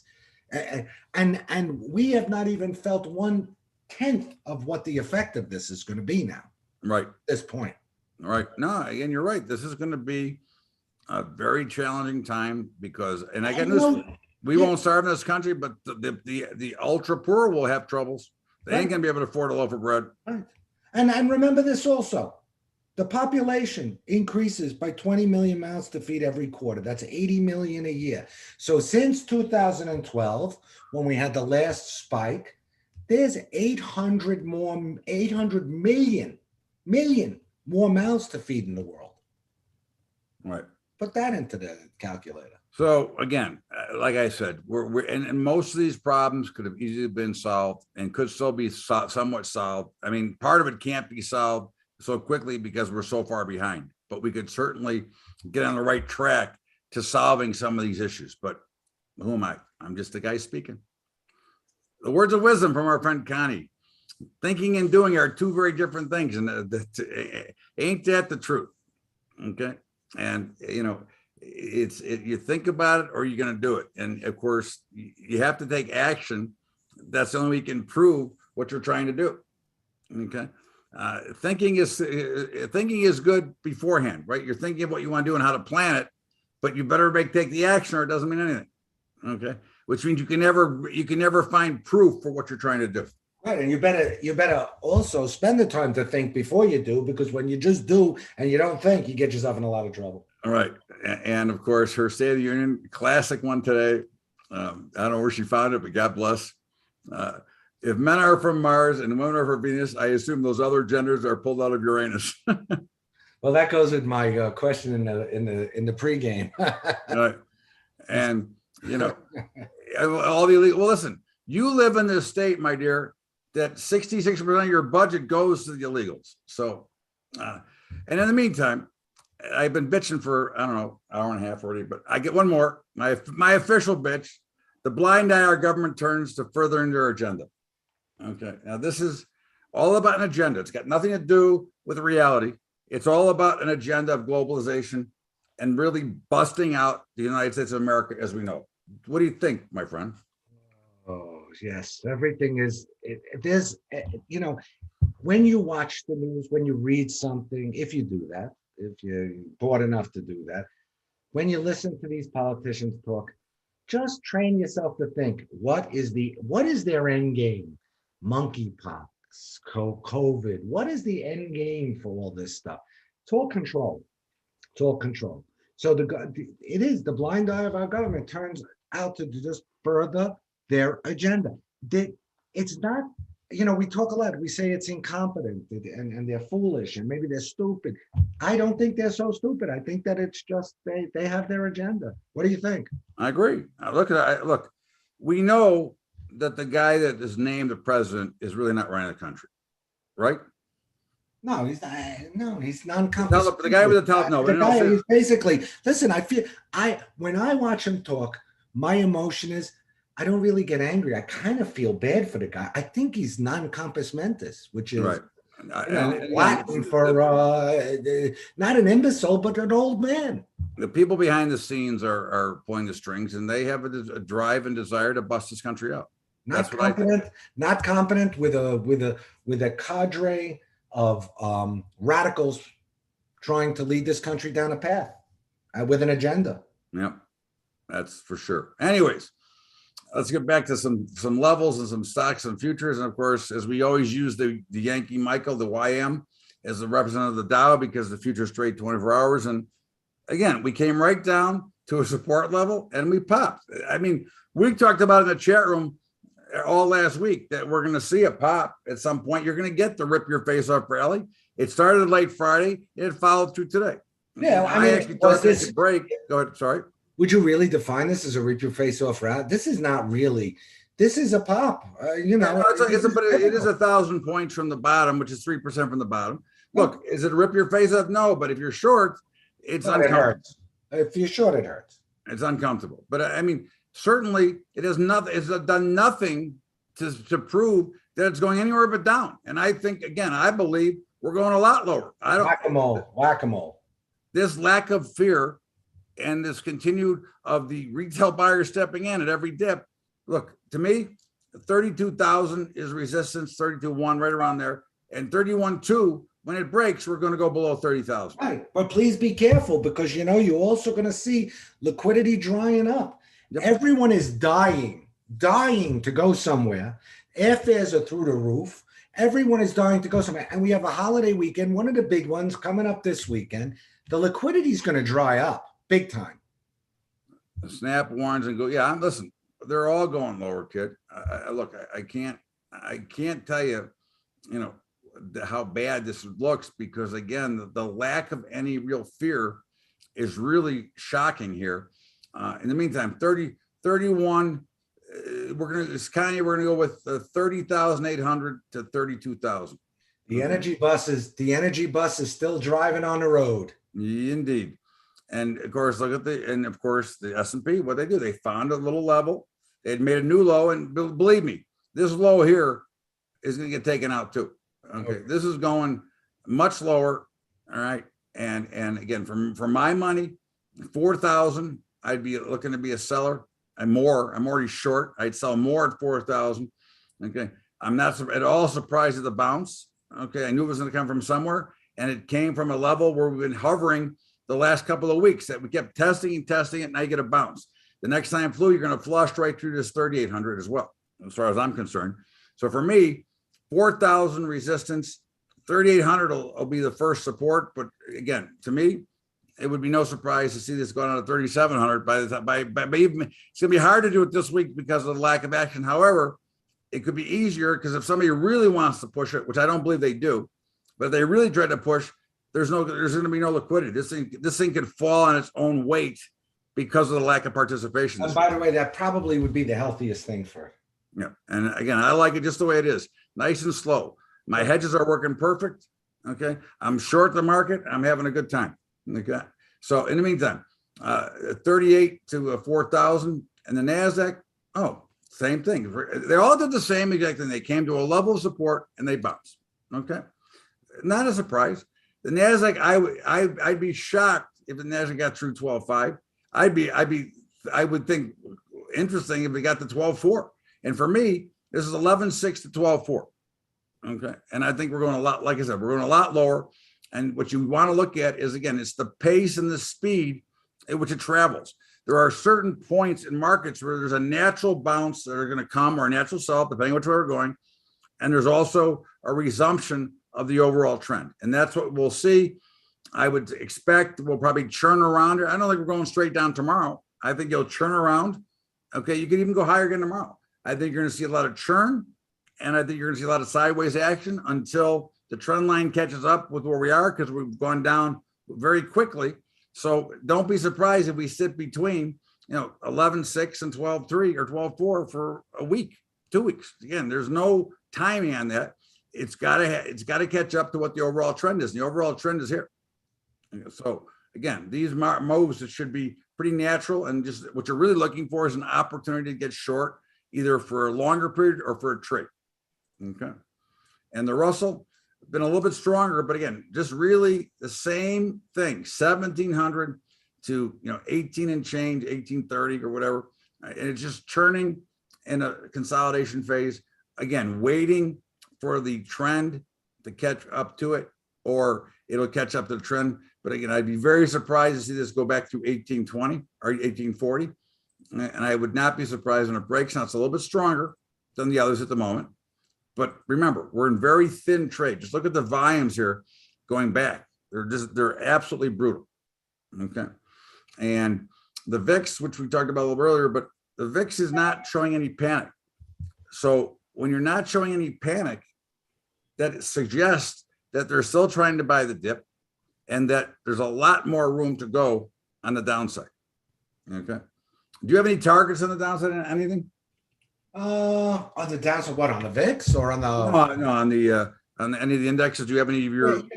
Like I said, I really don't until I really need to see a washout to see. I don't have any. I'm not Right. No, it's fine. Again, sometimes you have numbers that where you. No, on the indexes, no. I just don't like that. I hate the trends, and I'm bearish. That's it. Right. No, I get you.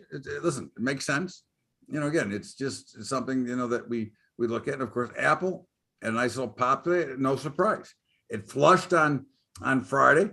Like, I get down to 132 and change, and it popped. We're still short, and we're going to still be short going in. And certainly, I'd be a seller at 147 all day long. Okay. Again, listen, Apple's a great company, but they're in trouble like everybody else. Okay. And they're nothing is above the overall issues that are going on. Okay. Because they're not getting enough product either. So part of their business is selling product, and that business is not going to be as good. It's not going to be as robust. For my money, 136 to 148. Okay. And I'm not a buyer at all yet. Okay. And again, if you're a hedger and you want to buy some for your hedging account, hey, I got no problem with that. But if as a trader, I'm not buying it until it shows me it has a chance to go up. Okay. And right now, it doesn't look like it has any chance whatsoever. 136 to 148, and AG Alpha Golf, which is just a silver ETF. It's been a little stronger, very similar to the pattern in silver, but we really trade, as I tell you every week, we really trade it because we'd like to be long it. But with silver getting crushed, again, what am I going to be long for? So we're short right now. We've been short for, quite a while now. This is about $12 or $11.50, whatever it is. But it's kind of hovering here to make a decision, but it came down so fast that, again, to me, it would be no surprise if these can go sideways for a little bit longer. I would not be a buyer here. Okay. I'd be a watcher. I'm short. I would not, full disclosure, I would not open a new short position on my own here. I was going to say, again, I trade with the portfolios, but if I didn't have that, I don't sell $8 stocks as a rule. Right. How much could you make? What's the risk? That's what I say. Right. Right.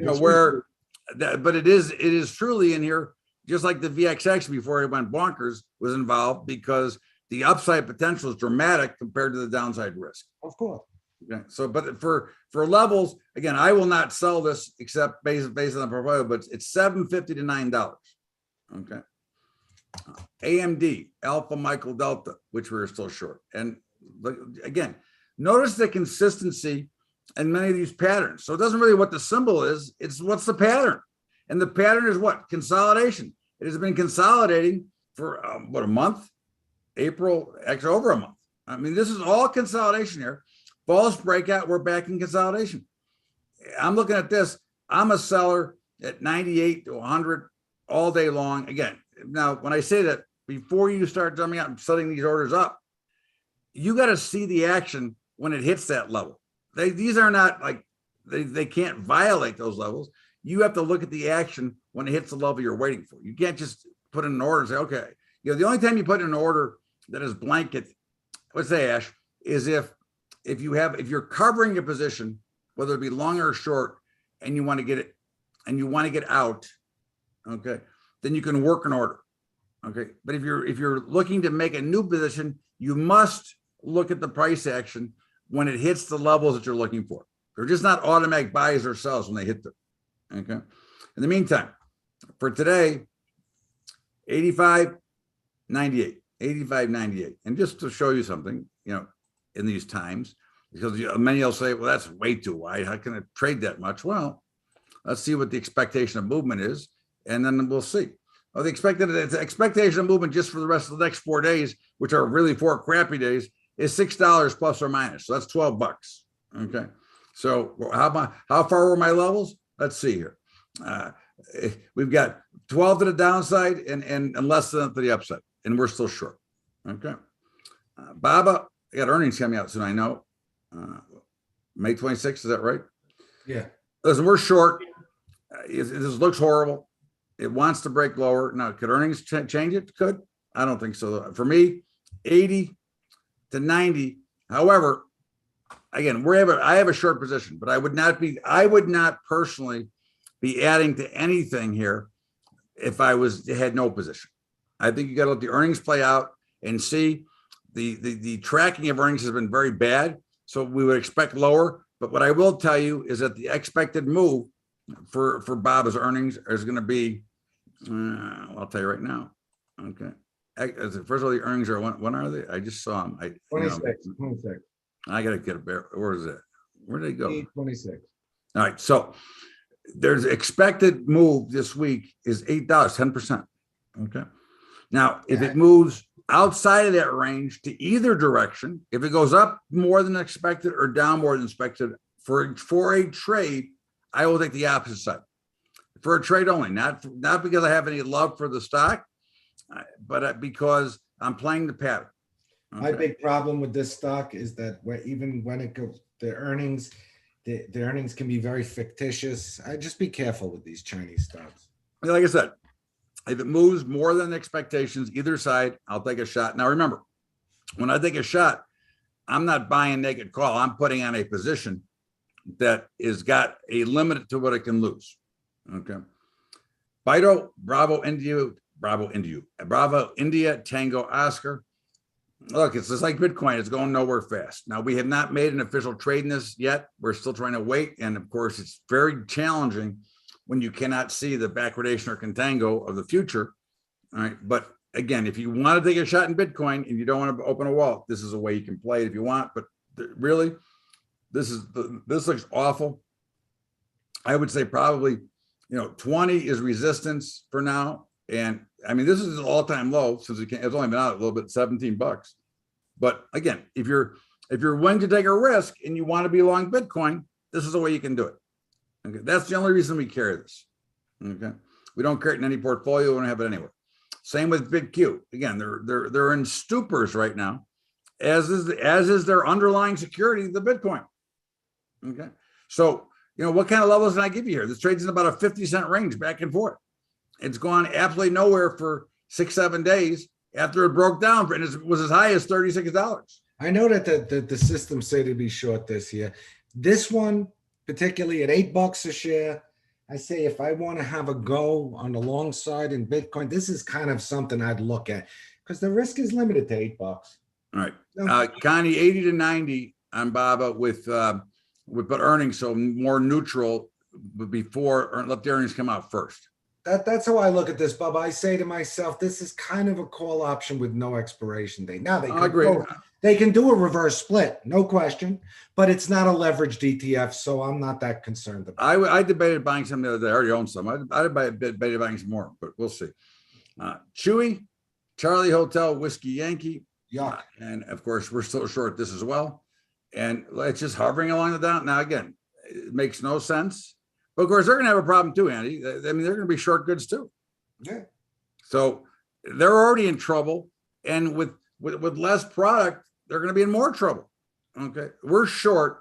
24 looks like it's a good support level. Now, I would not be a buyer at 24. I would watch the action at 24, but I would certainly be a seller at 28. Transportation costs are higher and, Yep. pet food, what is in pet food? They Grains, they can't. right? It's unavoidable. The only good thing for them is that people love their pets a lot more than a lot of things, so they'll make sure they take care of them. And they have very good customer service, but that's not doing anything for the stock. Right. Listen, I love Chewy. We use them. I mean, you use them. We use them. Yeah. In the meantime, 24 to 28, but I'm not a buyer. I'm only a seller. Coin. Oh, yeah. But again, coin isn't on the same pattern as Bitcoin itself. And of course, obviously there was some bad news they had, but look, the bottom line is everything is following what is considered to be the underlying security, which is the crypto itself. And Well, when you're an exchange, Bubba, and you put out your earnings, and in your earnings, you make a statement that, in the case of a bankruptcy, the coins we're holding for our customers you might lose them. right, That's not really good. But if you're in cash, you get FDIC insurance. So Right. But I get you. right. I'm with you. I mean, look, it's not a good That's picture. not a good marketing ploy. Let's put it that way. Right. So we're still short this as well. I mean, for me, I did buy some the other day more. I added more to my position. Okay. And I've hedged it, but I would say, 65 to 75, but we're short. So again, Thanos is having a field day. right. Net trading position is short. And that's the way you should, unless you're going to accumulate it and hedge it. Okay. In the meantime, 65, 64, somewhere right around where it's at, 64, 70, 65 to 75. And DraftKings, well, again, obviously DraftKings, Coin, Penn, and a couple others need a takeover. Yeah. Right? Yeah, Chewy, all of them. Yeah. So DraftKings isn't almost, you wish that it was that we weren't involved in it from the long side. It's a classic downtrend market that looks like it's going to zero. Okay. And once again, it looks like it's making another rounding top in here and it's going to head south. We're still shorted. I apologize. We're long this week, long on the rally. My mistake. But again, I still own it, but I stopped adding to my position. Okay, in my hedging account. And again, I don't see much of a future here yet. I don't know if they're gonna have enough money. I think these bookmakers, Andy, are gonna be kind of like the pot stocks. I don't think they have enough capital to exist long enough to get out of this because they're certainly gonna make money, but they can't make it fast enough. But they're still giving it away like drunken sailors. I'll tell you that. Is there an Altria? There it might be, right? I mean, look, they're not waiting, but I mean, I'm watching one of the ball hockey games the other night, and DraftKings is doing an ad, and they're giving away money. They're giving away free money. Like I said, they're giving away a ton because they're giving away our money, the shareholders' money.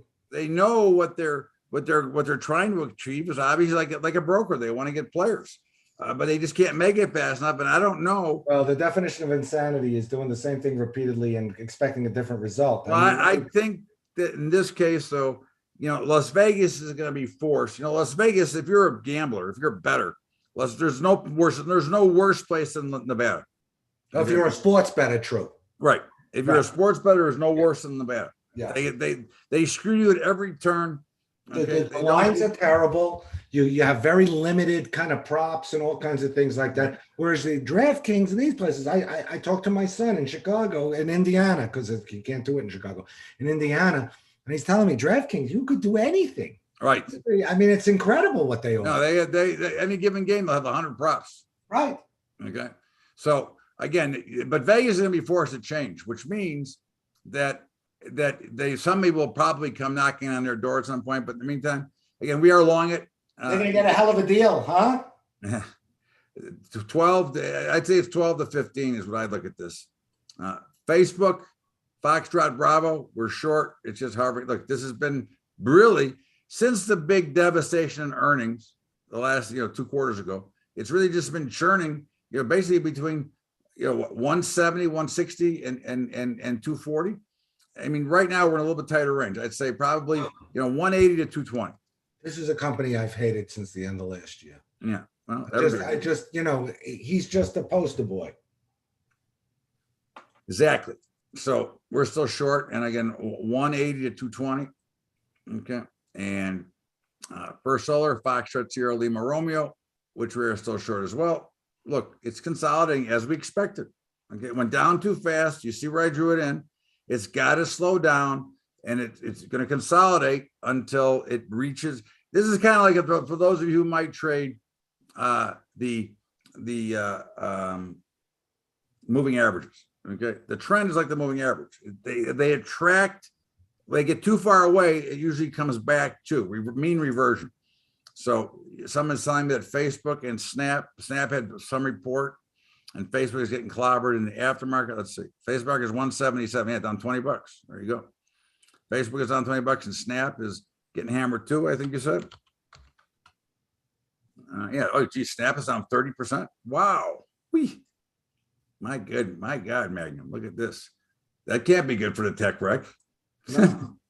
Anyways, First Solar. What, we have an update today? Whack-a-mole. Here we go. First Solar 60 to 70, and we're going down. It's going down. Okay. GDX, Golf Delta Extra. Look what happened. It bounced off of 30. How about that? Okay. You know, actually, the miners, as we talked about many times, will usually outperform. Yeah. And here it is. Now, I mean, as you look at this, we're still short. Okay. And I would think 33 will be resistance. I think it's 30, which was the support we told you last week, 30 to 33. Now, again, I will always just give you this full disclosure. I don't trade this actively. I do trade it in the portfolio, but I don't trade it actively because it's just not, they don't move enough for me to get excited. Okay. But 33 to 30, 30 to 33. Okay. Goldman, Gulf, Sierra. Okay. Which we are short, had a nice big bounce today. Yeah, right. The banks all did very well today, but we'll see how they do tomorrow. Well, again, it's they are hammering the Nasdaq after the close. Look at it. Nasdaq is going to be down. It's going to open down. It's down limit already for the reopening. There you go. Whack-a-mole. There you go. I mean, we said at the beginning of the game, the pregame. It's like it just felt that way. It was like, okay, we had an update today, big deal. Well, they're going to be selling it tomorrow. Right. Look at this. I mean, it's moving around in like 40-thing increments. Here, well, I'll just share this with you guys for a minute, real quick. Okay, here. It just opened. It just reopened now. Okay, and it's down 185. It's not being allowed to trade right now. Okay, it's stopped for the moment. Okay, and it keeps reopening and closing, but you can see that they're just going. Look at what's going on here. Okay, which is not a surprise. Yeah. Okay. And by the way, if it really doses, don't be surprised that you get to rip your face off from that Right. tomorrow. I mean, this is the markets. Bubba said it a couple of times. The markets are really thin. You got to be careful. Right. 100%. You got to be very careful in this market. Anyways, Goldman Sachs, look, 300 to 320, same levels I gave you last week. And certainly, you know, they're very sensitive to the interest rate market. So, okay, that's fine. They will make a lot of money whichever way the market goes. They always make money. They never lose. Okay. 300, 320, India Whiskey Michael, we're still short. And of course, look, again, you're in consolidation, same as before, 170, 165 to 180. I would be happy to sell more at 180. Let it get up there and I'll give them some more. I got no problem with that. Okay.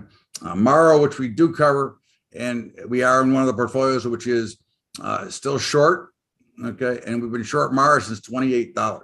Okay. That's how long the downturn has lasted. And my friend who's here, I think tonight, said that this is going about $6 is about where they'll buy it. And sell the rips until 6. And of course, these companies, which are miners, the power cost is killing them. Yeah. Okay. Again, you have to remember they've got costs, they got input costs too. You know, farmers have input costs. Anybody who does mining there's a lot of costs that goes into. Walmart's got input costs. If your input keeps going up and you can't fulfill, you can't make any money. And look what's going up the most: natural gas and diesel fuel, right? So the trucking and natural gas. You know, I think Marathon or Riot are here in Nevada. It's all about natural gas here. Right. So in the meantime, the Nasdaq just reopened, it's down 210. In the meantime here. So look, I am not selling this. Okay. I mean, I'm short it in the portfolio. That's it. That's where I'll trade it. But again, just as Andy said, when I said Bido at $9, at $10, where's it going? I'm not looking to go to zero, and I'm not going to certainly sell enough. I have no problem having a risk reversal onto the short side because I know what my risk is. I'm not worried about it. Okay. Let them do a reverse split, then you consider it. No, I don't think they'll do it here. These are a little different. But in the meantime, it's probably, resistance is about 13, and there is really no support. You're hovering on it right now. Okay. Yeah, yes. Here's all four of them. Okay, here. Dow, Russell, S&P, NASDAQ, right there. 1, 2, 3, 4. That's our day trading charts. Whack-a-mole, where's the mallet? Yeah, exactly. Oops, I didn't want to do that. I want to do this. Okay. So Amara, again, there is no support. We'll say 13 resistance. Neo, November, India, Oscar, again, another Chinese beauty going down. And again, we're still short, came right back. Look at it, 1750, I said last week, right to the top, and down it comes again. I mean, I wouldn't be a buyer of this at any price, but $12 is where it should go to. 12 to 17. And Nougat, yeah, a little bit of a bounce. It's still down 50% from the high. Okay, and again, certainly 52 is resistance here. Supports at about 40, and we're still shorted. Nvidia, November Victor Delta Alpha. Okay, this looks like it's like 155 to 180. Okay, it looks like I said now I think I got earnings this week. Is that yes? Yes, they have earnings. What's the date today? 23rd. Wednesday after the close, earnings. Okay. So look, the levels are 155 to 180, but I would not be doing anything until the earnings are over. And I just want to give you what the expected move is. Okay, hold on. It's gonna be big because with these. Yeah, no, it's going to be probably 15% would be my guess. Let's take a look. with these chip guys, Yeah, a lot of them are suffering. It's not that they're not competent; it's they have nothing to sell. expectations are 11%. So we'll see what happens. It's a big Okay. move. That's $20, almost $20. Yeah. Okay. Penn, just like DraftKings, a falling knife, a falling bookmaker. there is no support. We are short this, and again, 28 might stop it for a minute. I'd Looks like rather, it's I'd rather be short of stock at 30 than at 13. Right. I think it's 28 to 32. The Qs, well, all those gains they made today are now going. Quebec. Yeah, came right down to support. Now it's breaking down earlier again. Now we'll see. Again, this is a long way from tomorrow's actual opening. Okay, but we'll see what it looks like. Very interesting about this. The NASDAQ was the best performing index in 20 and in 21. And this year it's the worst. It's leading on the downside. And tech was all the rage. And now it's, exactly the opposite. It's just the cyclical nature of markets. And this is a falling knife. Indeed it is. And the Qs, they're through. We on this thing for like 2 years, right? Yes. Yeah. The Qs are through their support, I assume, in the aftermarket. But again, that doesn't count because we don't chart the aftermarket. Where are we at?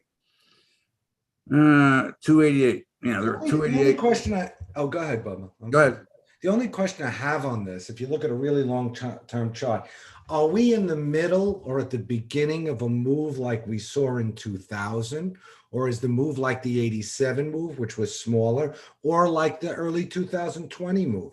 I would say if you ask my guess, is Yeah. we're on track for a move that we had in the crash in 2001. And if you ask me, it's going to be in between, like an average of that one and the 87. Okay. When it finally finds a bottom. I don't think it's going to be as severe because that was like a 75% move down. I think it's going to be, I called for 40 to 60. We're already at 30. So yeah, we're at 30. We're at 30. In the meantime, 285, but that may be violated. It's not yet. It's trading 288 right now in the post market, but 285 to 300.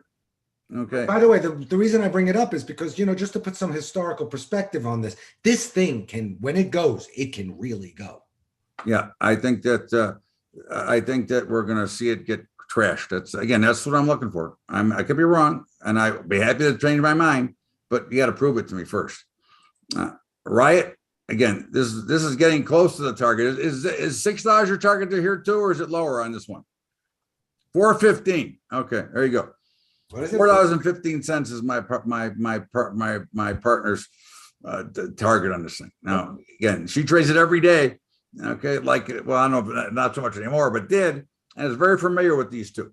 415 and $6 on the other one, I think. So look, we don't carry this in any portfolio. This is a straight gamble play if you want to make it. I mean, it's a $6 play on crypto, but this has more problems than just crypto on its own. Remember, okay, because it's producing and it's the cost of production is so much higher.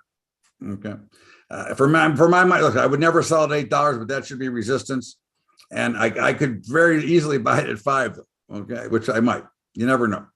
Okay, Roku, Romeo, Oscar, Kilo, Uniform, which we're still short, and again, it got through 100. It tried to get back to 100. It's back below it again, and I'm assuming that based on the other tech, what are they doing? They're down another $5 overnight. Okay, which is pretty nasty. All right, and look, 100 resistance, no support till 80. And again, I'm not buying it at 80. I'm going to stay short it until we reverse. Okay, Square Dance, there we are up at the top end of the range, but obviously a massive downtrend overall. Okay, look, I did buy some more the other day for my hedging account. Okay, but as far as a trading account, I'd be a seller at 90 without thinking. Okay, obviously you have to see the actions. I tell you always, I think it's 80 to 90 right now. Okay, but I think it's got a chance to test this low, which is below 70. The spiders, look, they're like everything else. They're going down. Now, these spiders have, believe it or not, the spiders have more room to go down faster because they're more in line with what the actual trend should be.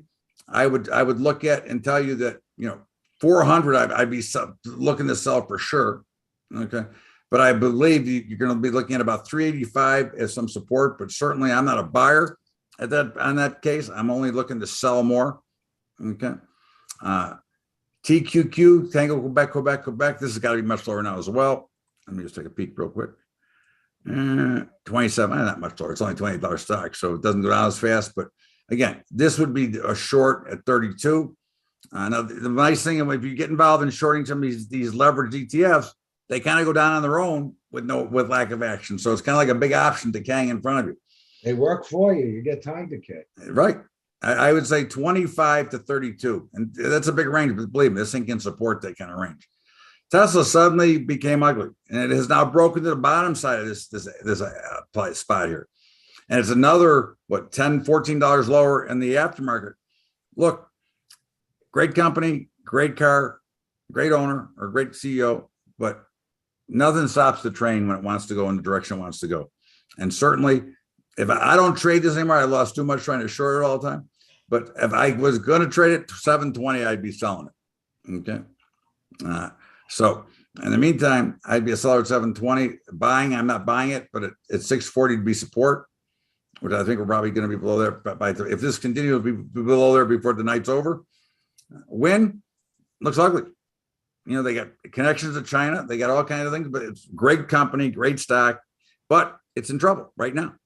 And, they're busy, but yet they don't make enough to overcome everything else. And, we're still short. Okay. And I would say to you that, 60 is going to be some support, but you probably can see 56 to 68. Okay. And it's going to take a lot to turn this one around, but it won't take a long time if it's ready to turn. Okay.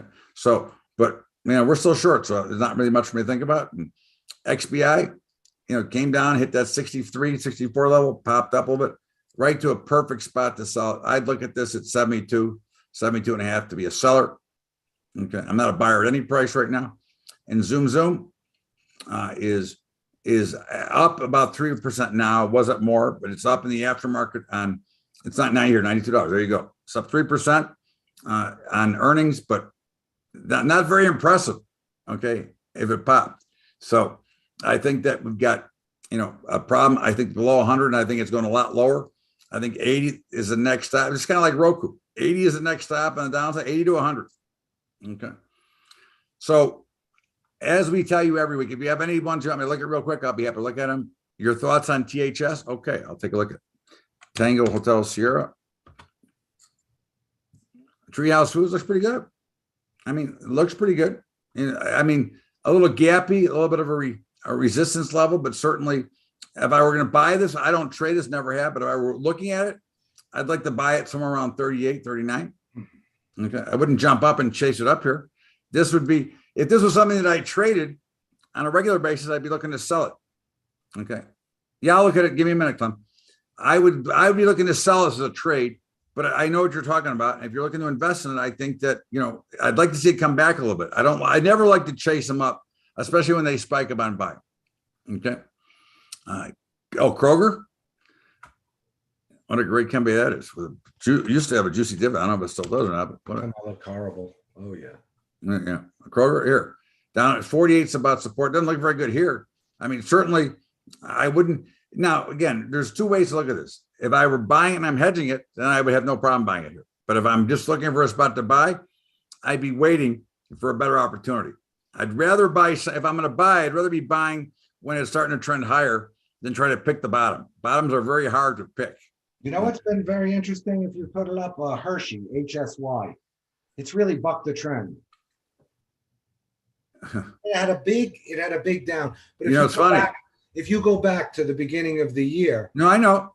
Do you know that I knew before they sold out, I knew the biggest shareholder in the world that was private. Mm-hmm. And obviously made a fortune. Right. I mean, again, this is on an uptrend. It did break down. So now you're at key level. If you were going to look to buy it, I wouldn't trade this. But again, certainly you're at a key level. You look to buy it. And SMH. The one thing I tell you about Hershey is the cost of goods sold. I mean, they buy cocoa beans. Cocoa has gone nowhere. So, it's interesting to me. This looks horrible. SMH looks horrible. This It's looks in a terrible. downtrend. Now, again, will it ever pop? Of course, at some point we'll go higher again. But this is almost classic, perfect action to sell. Okay, I don't trade this, so I can't give you from experience. But certainly, if I was going to trade it, I'd be a seller at 240. Right now I want nothing to do with this except selling, which is the case for a lot of stocks. Okay, Walmart, sure. Walmart's getting killed, and this is what I opened up the pregame with. Walmart. I mean, you have no idea how unusual it is. Not that it went down, but the rate at which it went down, and it's very simple. They don't have enough goods. Okay, that's it. They can't make enough to overcome their cost. Okay, I mean, look, my son, who's an advisor, said, "Time to buy." I said, "No." I said, "Let it trade for a while. We're not going to buy it down here." I'm certainly looking for an opportunity to buy it, but why would I buy it here? It could go a lot lower. I mean, if I'm right, okay, and we get the kind of market that I think we're going to get, it could go a lot lower. Okay. So in the meantime, the Constellation Brands, last ones. Constellation Brands, Sierra Tango Zulu. I mean, they look pretty good. I mean, for the kind of market we're in, they look pretty solid, right? I mean, this area, 220, 225, 230. I mean, this stock looks pretty good overall. All right. So, all right, last one, American Tower. Then that's it. Okay. AMT, American Tower, Alpha Michael Tango. I mean, it looks pretty good. Like it's trying to come off the bottom. Now, again, the real key level is going to be right about here. About 250-ish is going to be key for this. If it breaks through, then I probably will take out the highs. Okay. The real question is, will it break through? Okay. That's what I'd be looking for. Look, be very careful. It's very thin. This is not an ideal condition trading. You cannot be aggressive. You must be passive. You must be conservative. I don't care what your normal personality is. This market is screaming to you. And just ask the people every morning I day trade, and I tell them every morning, we're going to be very careful. We're going to be very cautious here because it's too tough. Why should we expose ourselves when we don't have to? So everybody, remember, no call next week. Andy, have a great holiday. Thanks, you as too. always. To all those veterans and their families and those of the lost ones, happy Memorial Day. Of course, you'll get a message from me later in the week. But again, we're thinking about you. And again, just be careful here and enjoy the holiday. And remember to say a prayer for those who've lost. All right, guys, have a great week, everybody. We'll see you later. And we'll see you in 2 weeks. And Andy, thanks, man. Thanks.